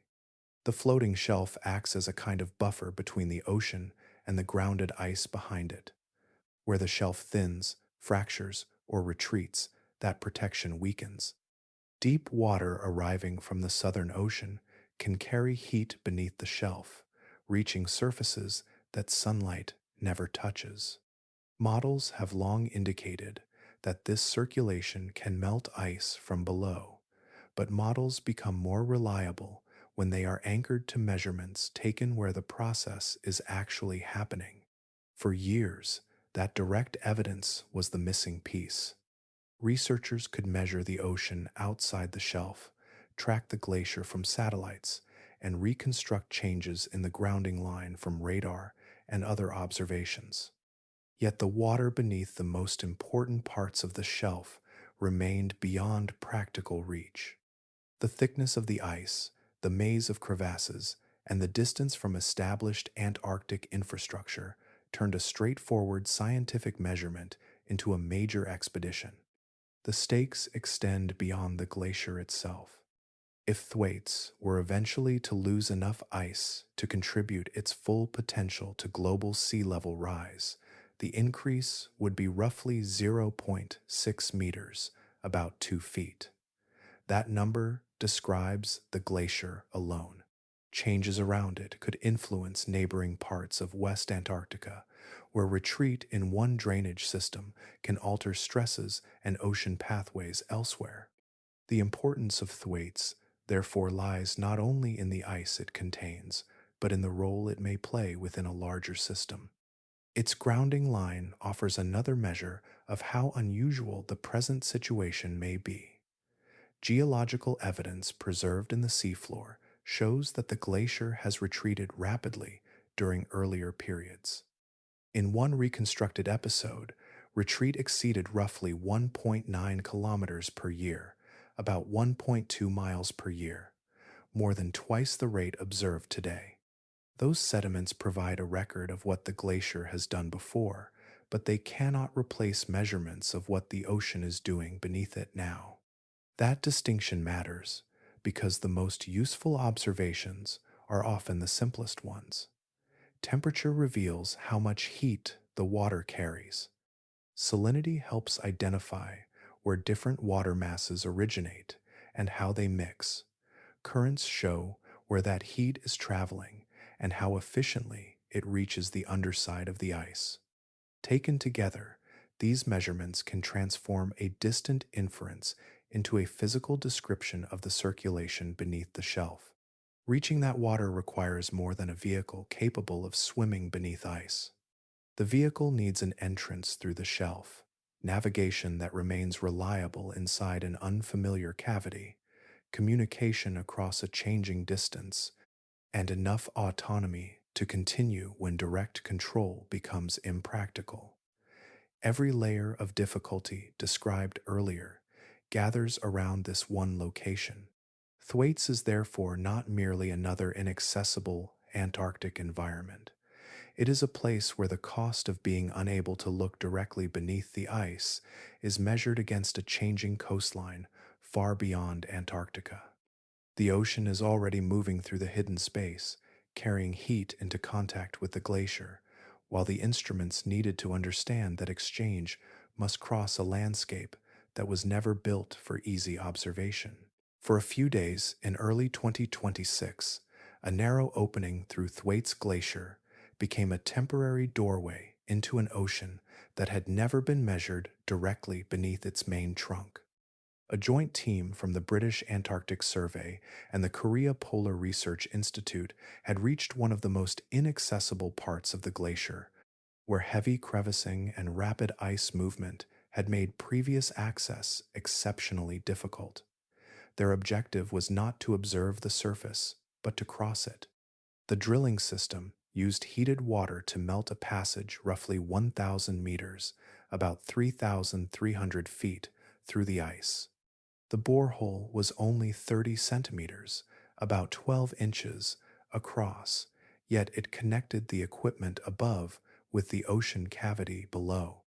Once drilling stopped, the surrounding ice began closing the passage again, leaving the team a narrow interval in which instruments could be lowered, measurements collected, and the connection maintained. What emerged from that opening was a direct glimpse of the physical process that satellite observations cannot fully reveal. Instruments recorded ocean conditions beneath the glacier's main trunk, including temperature, salinity, and water movement. The measurements showed turbulent conditions and relatively warm water reaching the base of the ice, providing direct evidence of an ocean environment capable of driving substantial melting. That distinction between seeing and measuring matters. From space, scientists can watch the surface rise, fall, accelerate, fracture, and retreat. Radar can reveal the thickness of the ice and the shape of the hidden bed. But neither method can directly sample the water itself. Temperature must be measured in the water. Salinity must be measured in the water. Currents must be tracked where they actually move. Beneath Thwaites, those physical properties determine how heat is transported through the cavity and delivered to the underside of the glacier. The expedition also revealed how narrow the boundary between success and failure can be. The team spent more than a week establishing the drilling system in an environment where wind, crevasses, shifting ice, and equipment problems were persistent constraints. The borehole could not remain open indefinitely. Instruments deployed for longer observation became lodged within the ice during the final stage of the mission, limiting the planned sustained record. Even so, temporary measurements were successfully obtained from beneath the main trunk, something no previous expedition had achieved at this location. Those observations are valuable precisely because they are small. A borehole only 30 centimeters, about 12 inches, across can connect the surface to a hidden ocean extending far beyond the reach of any instrument. The measurements occupy a brief interval in a system that operates continuously, with tides, currents, melting, freezing, and ice movement unfolding over much larger distances and longer periods. The first direct measurements do not solve the Thwaites problem. They provide something more precise than another estimate, a physical reference against which those estimates can be tested. That matters because small differences in ocean temperature, salinity, and circulation can change how quickly heat reaches the ice. A model constrained by direct observations can distinguish between possible pathways through the cavity and reduce uncertainty about the processes occurring at its base. The hidden ocean is no longer represented only by models and observations from surrounding waters. For the first time, at the main trunk, instruments have entered that boundary and recorded what was actually there. The passage through the ice was temporary, the measurements were limited, and the cavity remains vastly larger than the opening that reached it.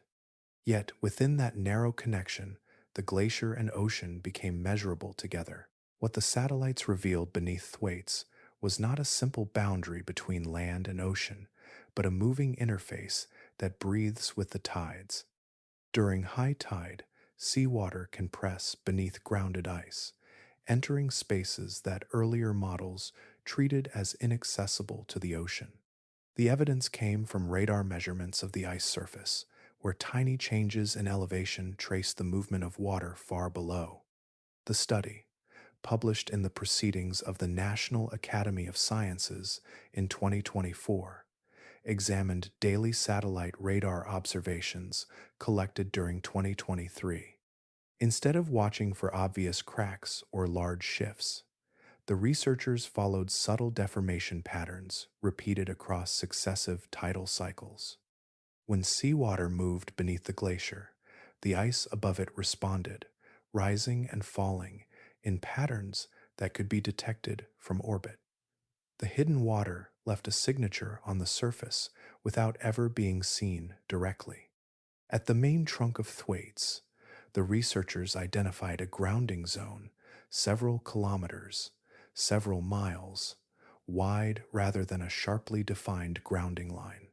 Beyond that region, irregular seawater intrusions extended another 6 kilometers, about 4 miles, inland at high tide. These intrusions were only several centimeters thick, yet their pressure could lift the grounded ice above them and bring seawater into contact with the glacier bed farther inland than expected. That changes the geometry of melting. The older picture placed the critical ocean interaction mainly at the grounding line, where floating ice begins and seawater gains direct access to the underside of the shelf. Grounded ice farther inland was treated differently, separated from the ocean by the bed beneath the glacier. The new observations suggest that this boundary is more complicated. Seawater can travel beneath grounded ice through shallow depressions in the bed, using existing water pathways and pressure differences to move inland. The consequences depend partly on the temperature of that seawater. Warm water originating in the Southern Ocean can carry considerably more heat than the freezing point of the ice and seawater mixture at depth. When pressurized seawater reaches the base of grounded ice, that heat can be transferred directly into the glacier. Melting then occurs where models had previously assumed the ocean had little or no influence. There is another subtle effect.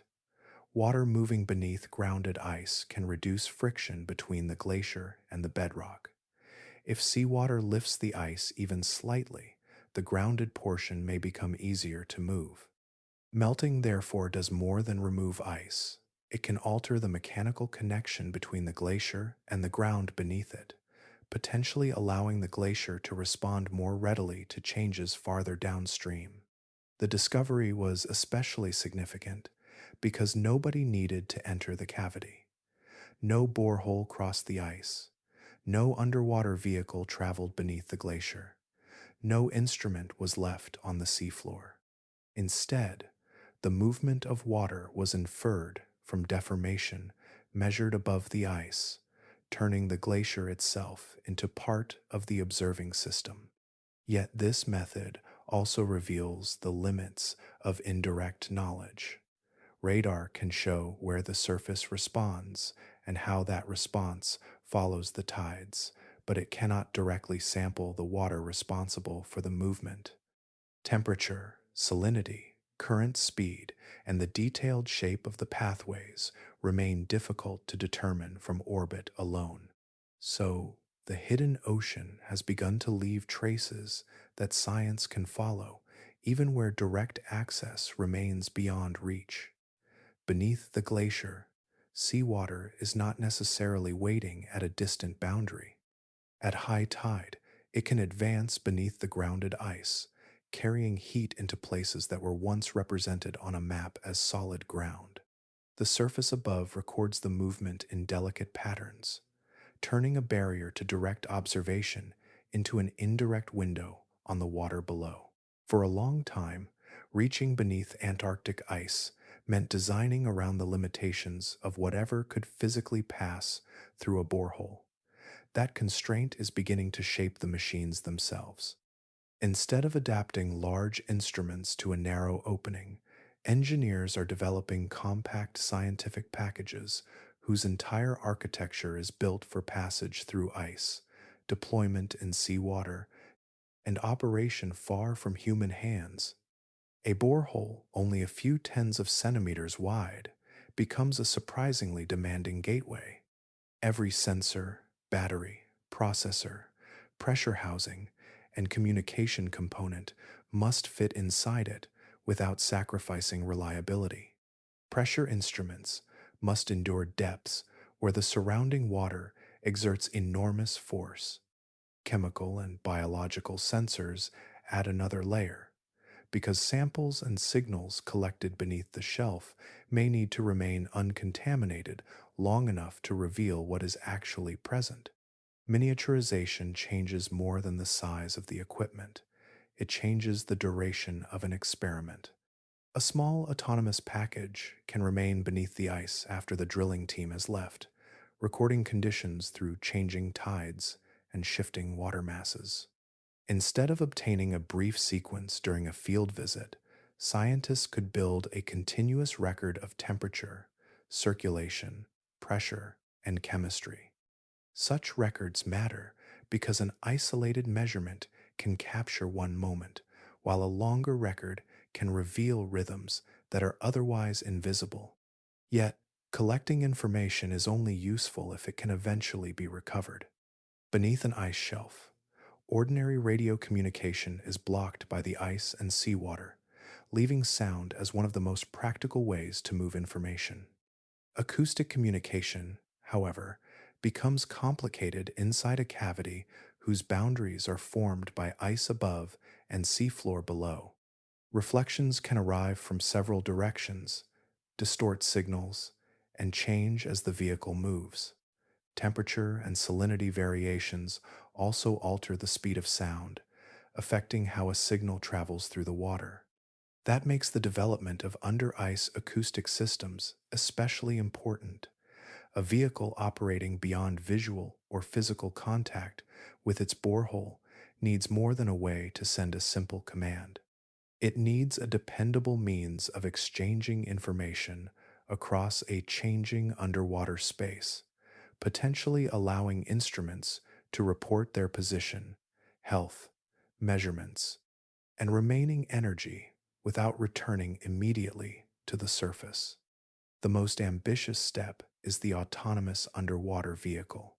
Earlier systems demonstrated that a vehicle could enter an Antarctic cavity and gather observations, but the next generation must treat the borehole as a temporary doorway rather than a permanent tether.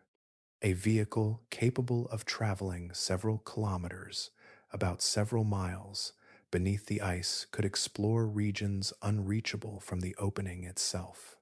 If it could remain there for weeks, map its surroundings, avoid obstacles, conserve energy, and navigate back to the same narrow entrance, a single drilling operation could support a much larger scientific survey.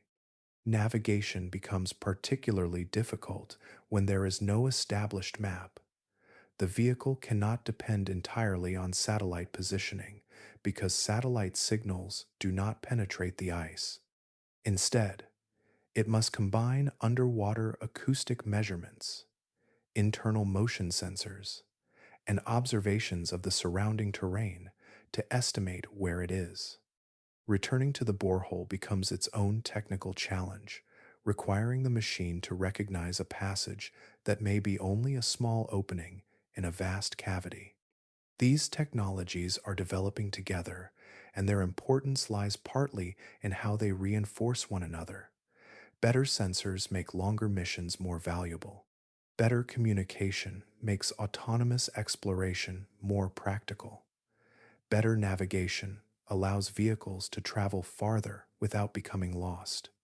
Each improvement reduces one part of the access problem, while creating a pathway for the others to become useful. What emerges is not yet a routine method of exploring Antarctic oceans, but a new generation of instruments being shaped around an environment that has resisted conventional access. The machines are becoming smaller, more independent, and more capable of finding their way through spaces that have never been mapped by human eyes. An iceberg can become an instrument of discovery simply by leaving. When a large section of an Antarctic ice shelf breaks away, the change is more than a rearrangement of frozen water. A roof that may have covered the seafloor for decades, centuries, or longer can disappear within hours or days, leaving an opening where a research vessel can enter without drilling through the ice above. The newly exposed ocean becomes a rare natural laboratory created without boilers, boreholes, or years of preparation. That opportunity appeared in January 2025 near the George 6 ice shelf on the Antarctic Peninsula, when an iceberg roughly comparable in area to Chicago separated from the shelf. The timing mattered. Scientists aboard the Schmidt Ocean Institute research vessel, Falkor, were close enough to reach the newly exposed waters, and they entered an area that no research vessel had previously explored in this way. A remotely operated vehicle descended through the opening, carrying cameras and instruments into a seafloor environment that had been hidden beneath the shelf. What appeared on the screens was not an empty landscape left behind by the retreating ice. Large vase-shaped sponges rose from the seabed alongside anemones, brittle stars, hydroids, polychaete worms, crustaceans, snails, and fish. The community had persisted beneath an ice-covered ocean, drawing energy through food webs that scientists had never been able to observe directly at this location. The depth added another layer to the discovery.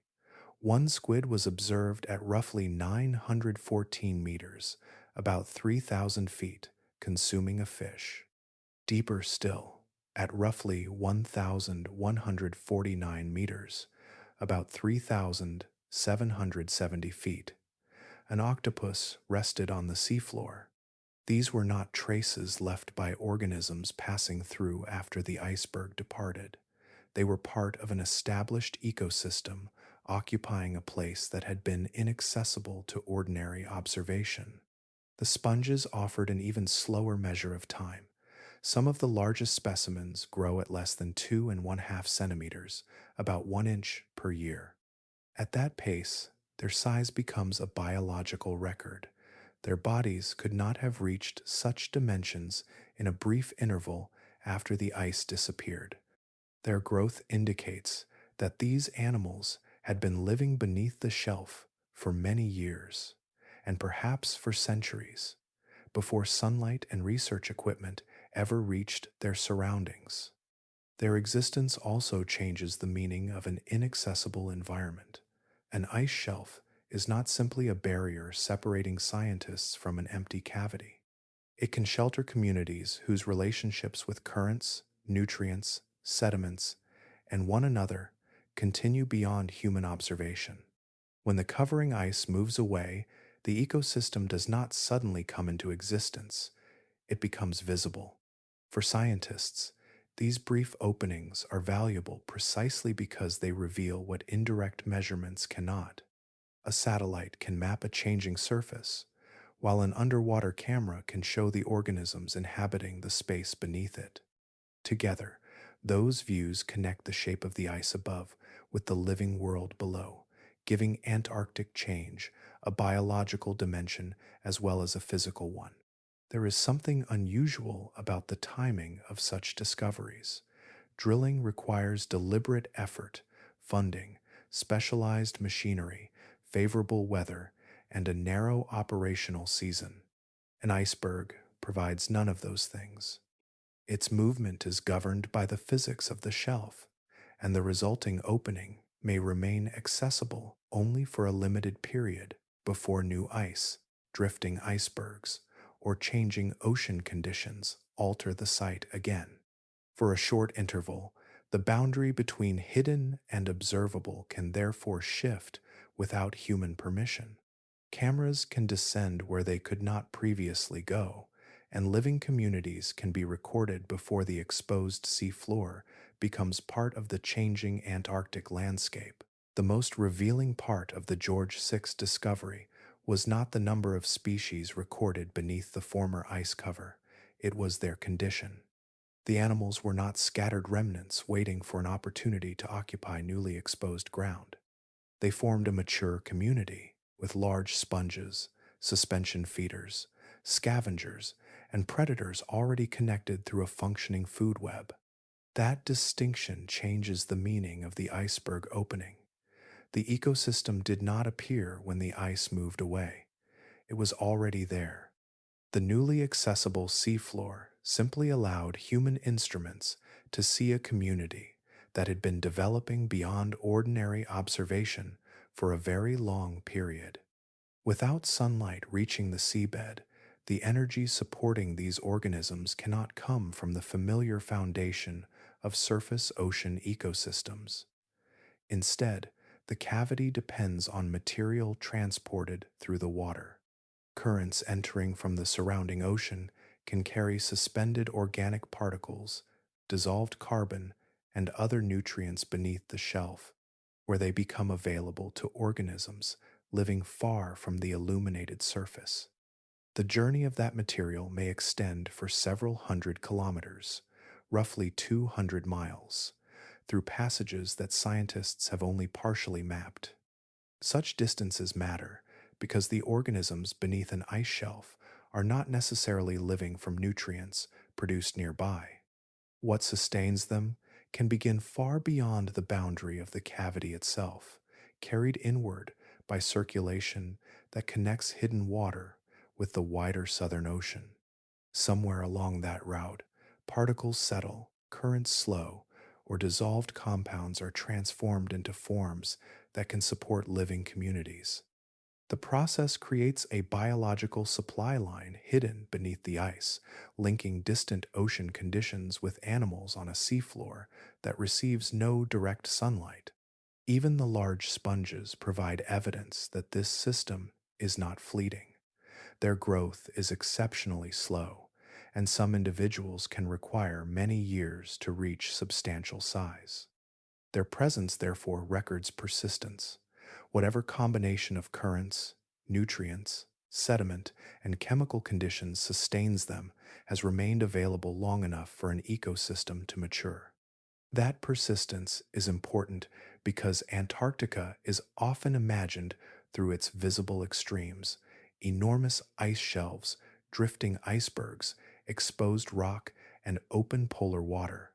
Beneath those familiar forms lies another geography, shaped by currents and seafloor contours rather than by sunlight. Channels can guide water inward, basins can collect particles, sediments can provide surfaces for organisms to attach, while moving water distributes the materials on which they depend. The George VI opening offered only a brief view into that hidden geography, yet even a limited observation can reveal how much complexity exists beyond the reach of conventional exploration. A camera cannot describe an entire ecosystem, but it can establish that the ecosystem is there. A single observation of a mature sponge can also carry information about time, because growth itself becomes evidence of how long favorable conditions have persisted. There is another implication in the food supply. If organic material reaches these communities from the open ocean, then changes in currents, sea ice, or surface productivity could eventually alter conditions beneath the shelf. The organisms may be isolated from sunlight, but they are not necessarily isolated from the larger Antarctic ocean system. Their existence depends on connections that remain largely unseen. The iceberg therefore revealed more than a collection of unusual animals. It exposed a living system that had been operating beyond human knowledge, sustained by water moving through spaces that remained inaccessible to direct observation. The opening lasted only as long as the changing ice allowed, but the community beneath it carried a much older record, written through growth, feeding, movement, and the slow passage of material beneath the ice. No single obstacle keeps Antarctica's hidden ocean beyond reach. The difficulty comes from how each obstacle connects to the next, creating a chain in which one delay can make several other solutions useless.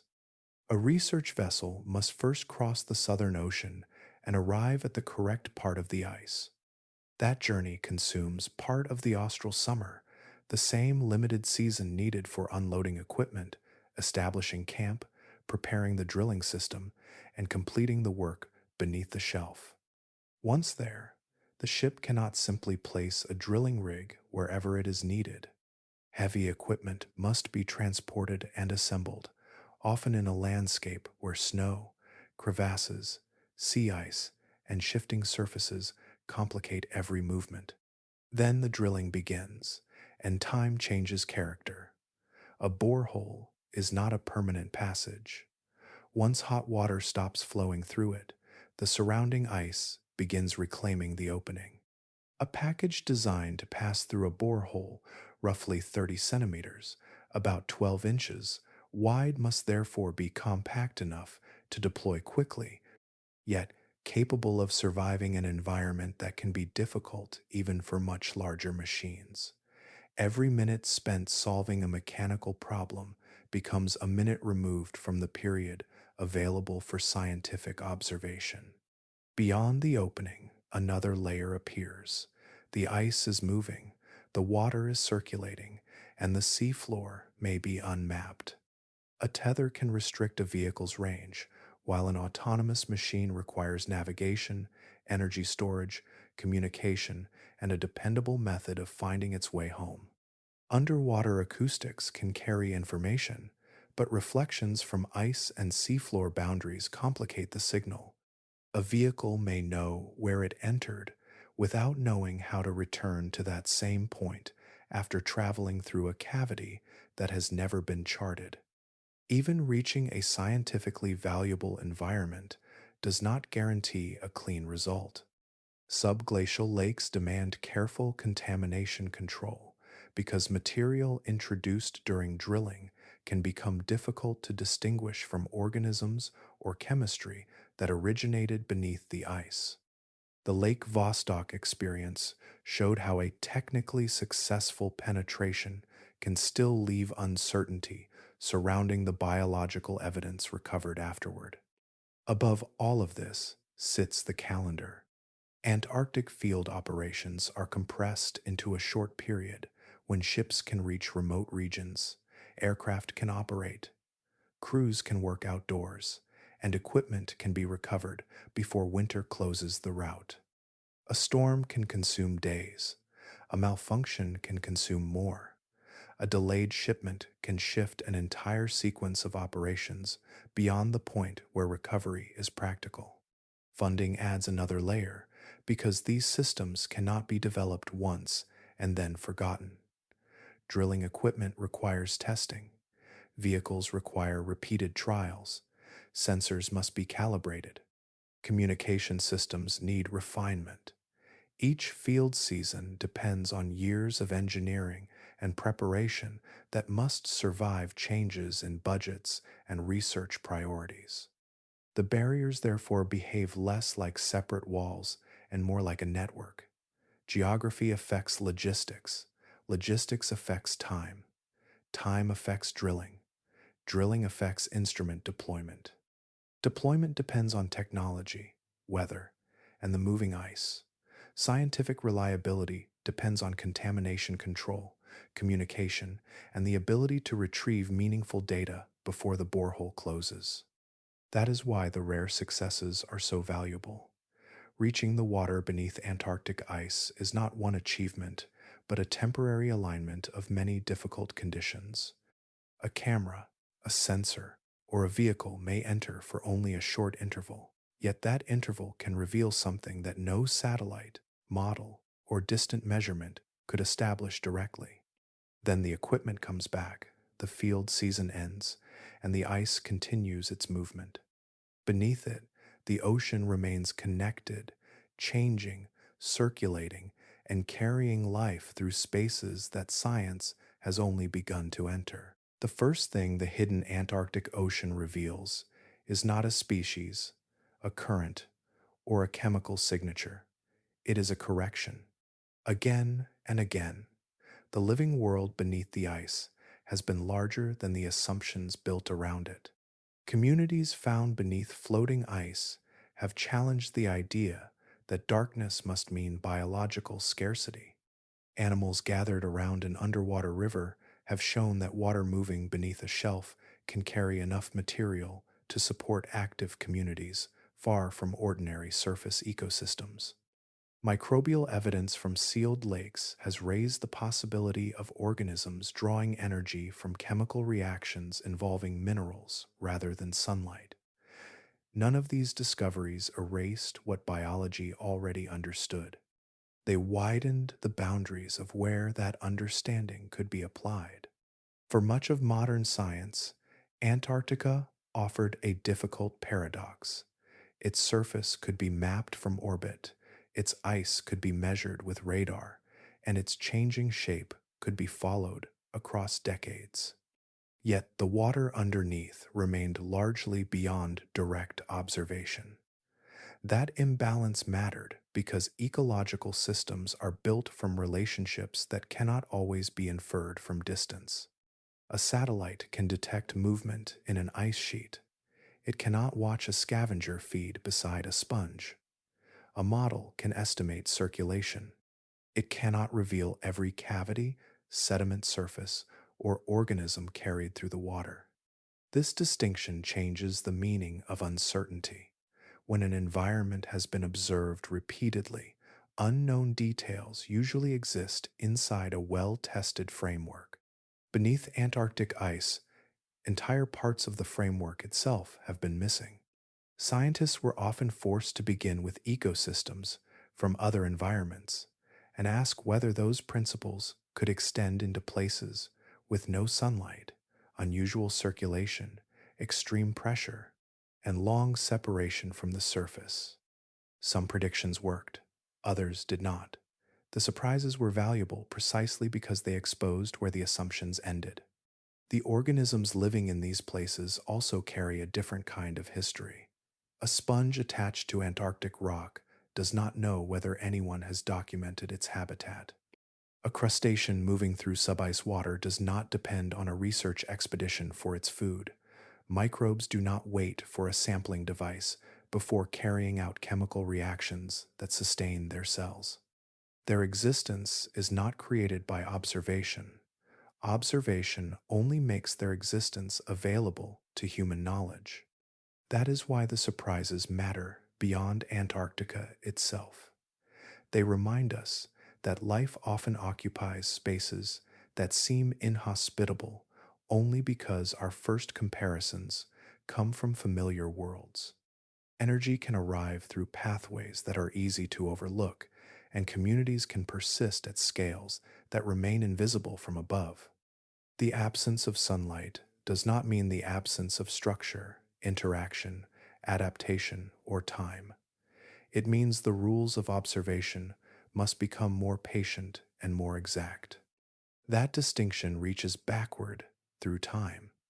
Antarctica has supported hidden environments across periods far longer than human history, while our instruments have entered only recently and only in scattered locations. Some organisms encountered beneath the ice may have occupied their surroundings for decades, centuries, or far longer. Their world continued through seasons, climatic shifts, and changes in the ice above without any need for a witness. There is something especially precise about that absence. The life beneath Antarctica was never missing.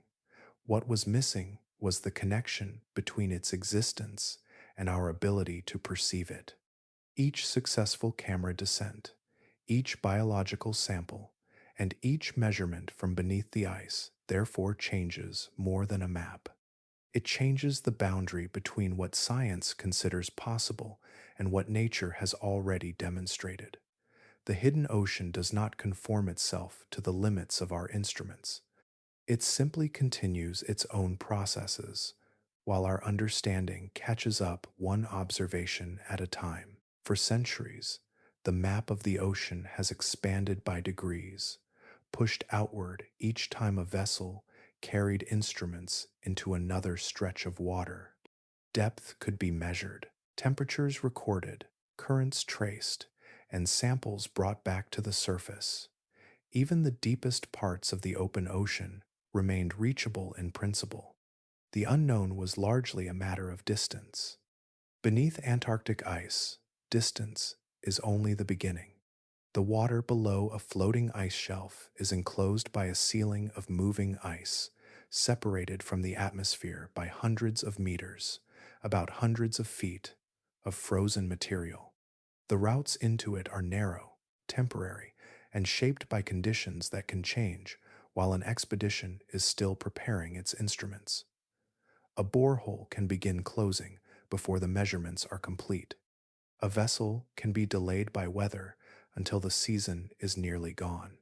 A robot can reach the water and still lack the communication, endurance, or navigation required to travel far enough to make the journey scientifically useful. These are not inconveniences surrounding the science. They define what science can currently know. That distinction becomes more important when the discoveries already made are considered together. A single boulder supported animals that had remained beneath an ice shelf for an extraordinary length of time. An underwater river carried communities through a cavity that had never been directly observed. A newly exposed seafloor revealed a mature ecosystem where sunlight had been absent for generations. Beneath grounded ice, seawater was detected moving inland with the tides, reaching places that older models had treated as physically separated from the ocean. Each discovery came from a different kind of opening, and each revealed something that could not have been established with confidence from the surface alone. The pattern is difficult to ignore. The places that have been reached are not necessarily representative of the places that remain inaccessible. They are simply the locations where circumstances allowed an instrument to pass through the barrier. A calving event may uncover a section of seafloor by chance. A suitable drilling site may provide a narrow path downward. A research team may find a brief period when weather, equipment, sea conditions, and ice movement all align. Beyond those openings lies an environment whose scale is measured not by what has been explored, but by what has not.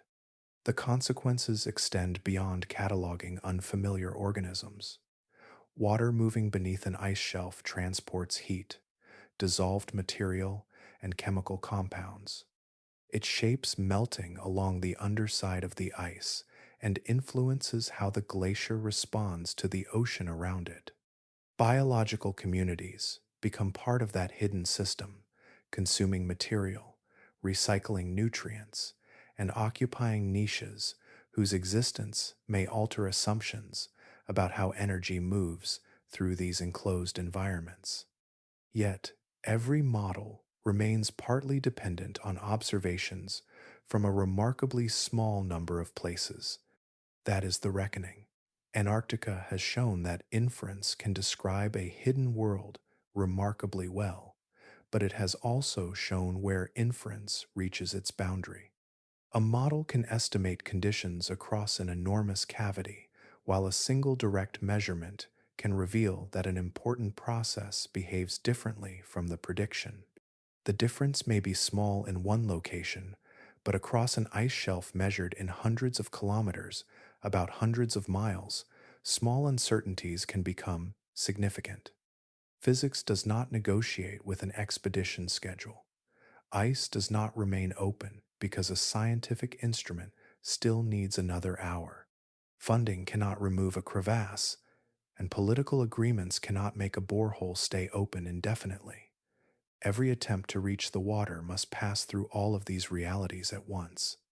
So the unanswered parts of Antarctica are not empty spaces on a map. They are places where nature is already conducting experiments of its own, beyond the reach of observation, while science works at the edge of what its technology can presently cross.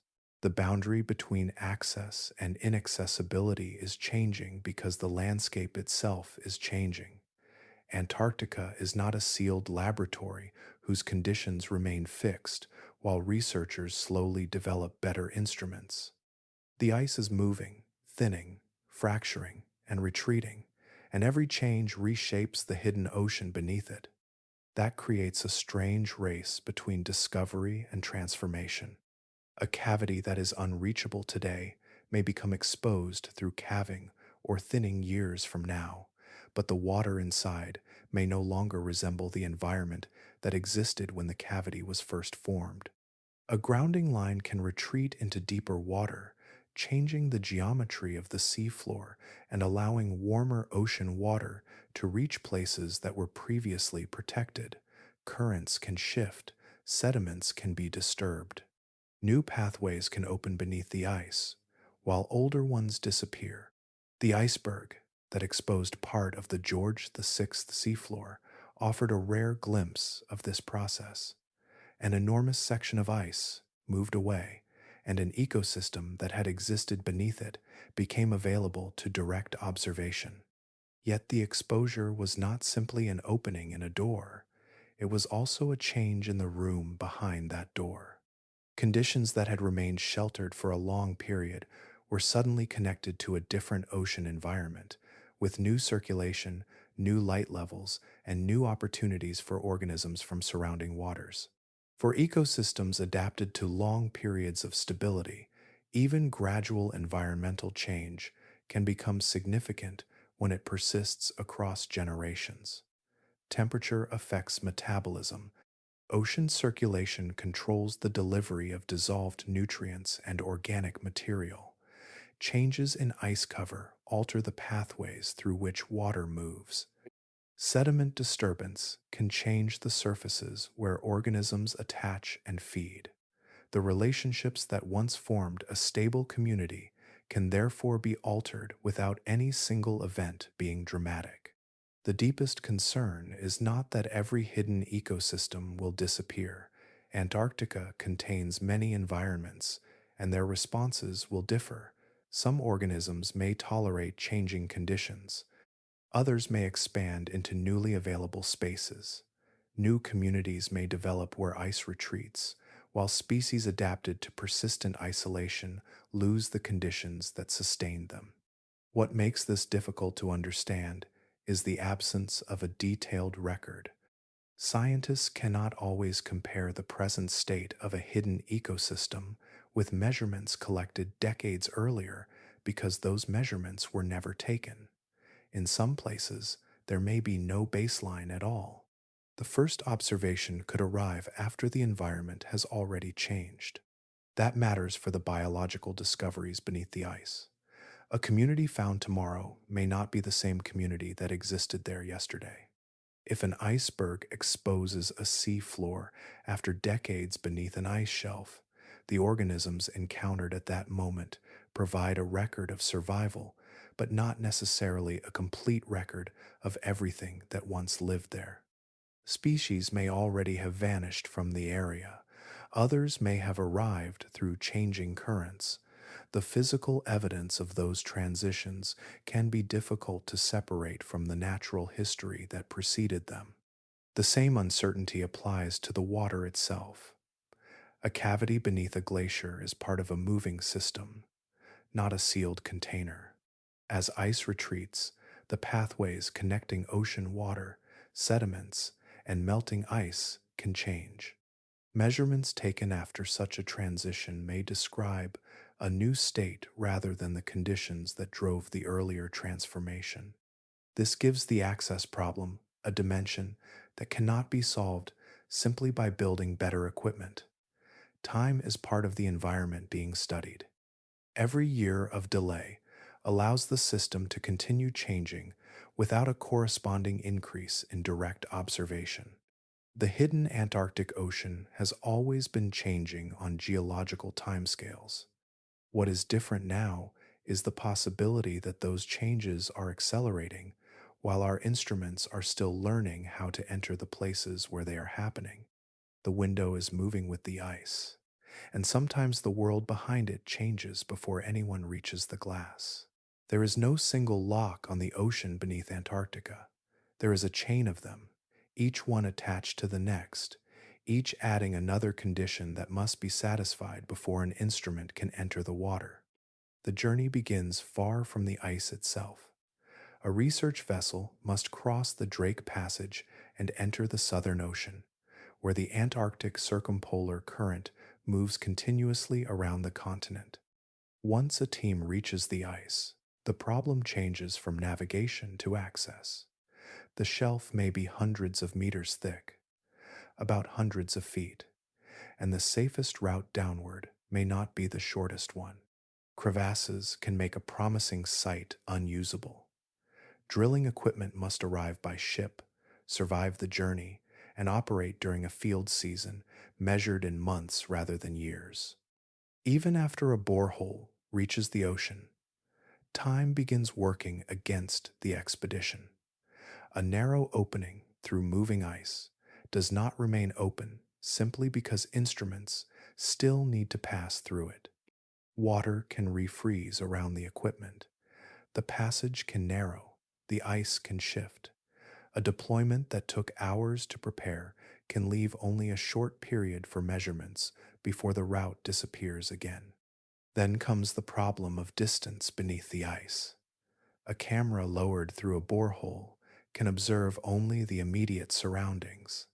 To understand an entire cavity, researchers need vehicles capable of traveling independently through water that has never been mapped, navigating around uneven ceilings and seafloor obstacles, and returning to the same narrow opening. Such vehicles must also communicate across an environment where sound can behave differently from the open ocean, carrying data through reflections and complex boundaries that have not been surveyed. There is another constraint that cannot be solved with stronger engines or longer cables. Samples from isolated environments must be protected from contamination. Drilling fluids, equipment, microorganisms, and even the instruments themselves can introduce material that resembles the biology scientists are trying to study. Lake Ellsworth demonstrated how a carefully planned expedition can encounter a technical failure before reaching the water at all. Lake Vostok demonstrated that reaching a hidden lake is only part of the scientific problem when the method of access can influence the evidence collected afterward. The scale of international coordination adds another layer. Antarctica is governed through a system involving many nations, scientific institutions, environmental requirements, logistics teams, and long planning cycles. Major expeditions require funding, specialized equipment, transport, personnel, safety planning, and favorable weather at the same time. None of these pieces can simply be removed from the equation. And the ice itself refuses to remain a fixed boundary. At Thwaites, a borehole through roughly 1 kilometer, about 3,300 feet, of ice provided a brief passage into the ocean cavity beneath one of the most important parts of the glacier. The opening was narrow, the useful measurement period was short, and the surrounding cavity extended far beyond the reach of the instruments. The achievement was real, precisely because so many separate difficulties had been overcome in sequence. That pattern appears again and again. A camera reaches a boulder beneath the Filchner-Ronne ice shelf, and animals appear where no sample can be taken. A river beneath the Ross ice shelf carries amphipods through an unseen cavity. An iceberg moves away from the George VI ice shelf and exposes an ecosystem that had developed beneath the ice. A drilling system reaches toward Lake Ellsworth, then fails before the lake can be entered. None of these stories describes a lack of curiosity. They describe a frontier where curiosity has finally reached the edge of engineering. The ocean beneath Antarctic ice is ancient, inhabited, and largely beyond direct observation. Its barriers are physical, technical, financial, political, and temporal, all operating together. They have yielded small openings, but they have not yet yielded the world beyond them. That is why we still cannot fully explore it. Not because there is nothing there, but because reaching what is there remains one of the rare scientific problems where the environment itself keeps moving while we are still learning how to enter it.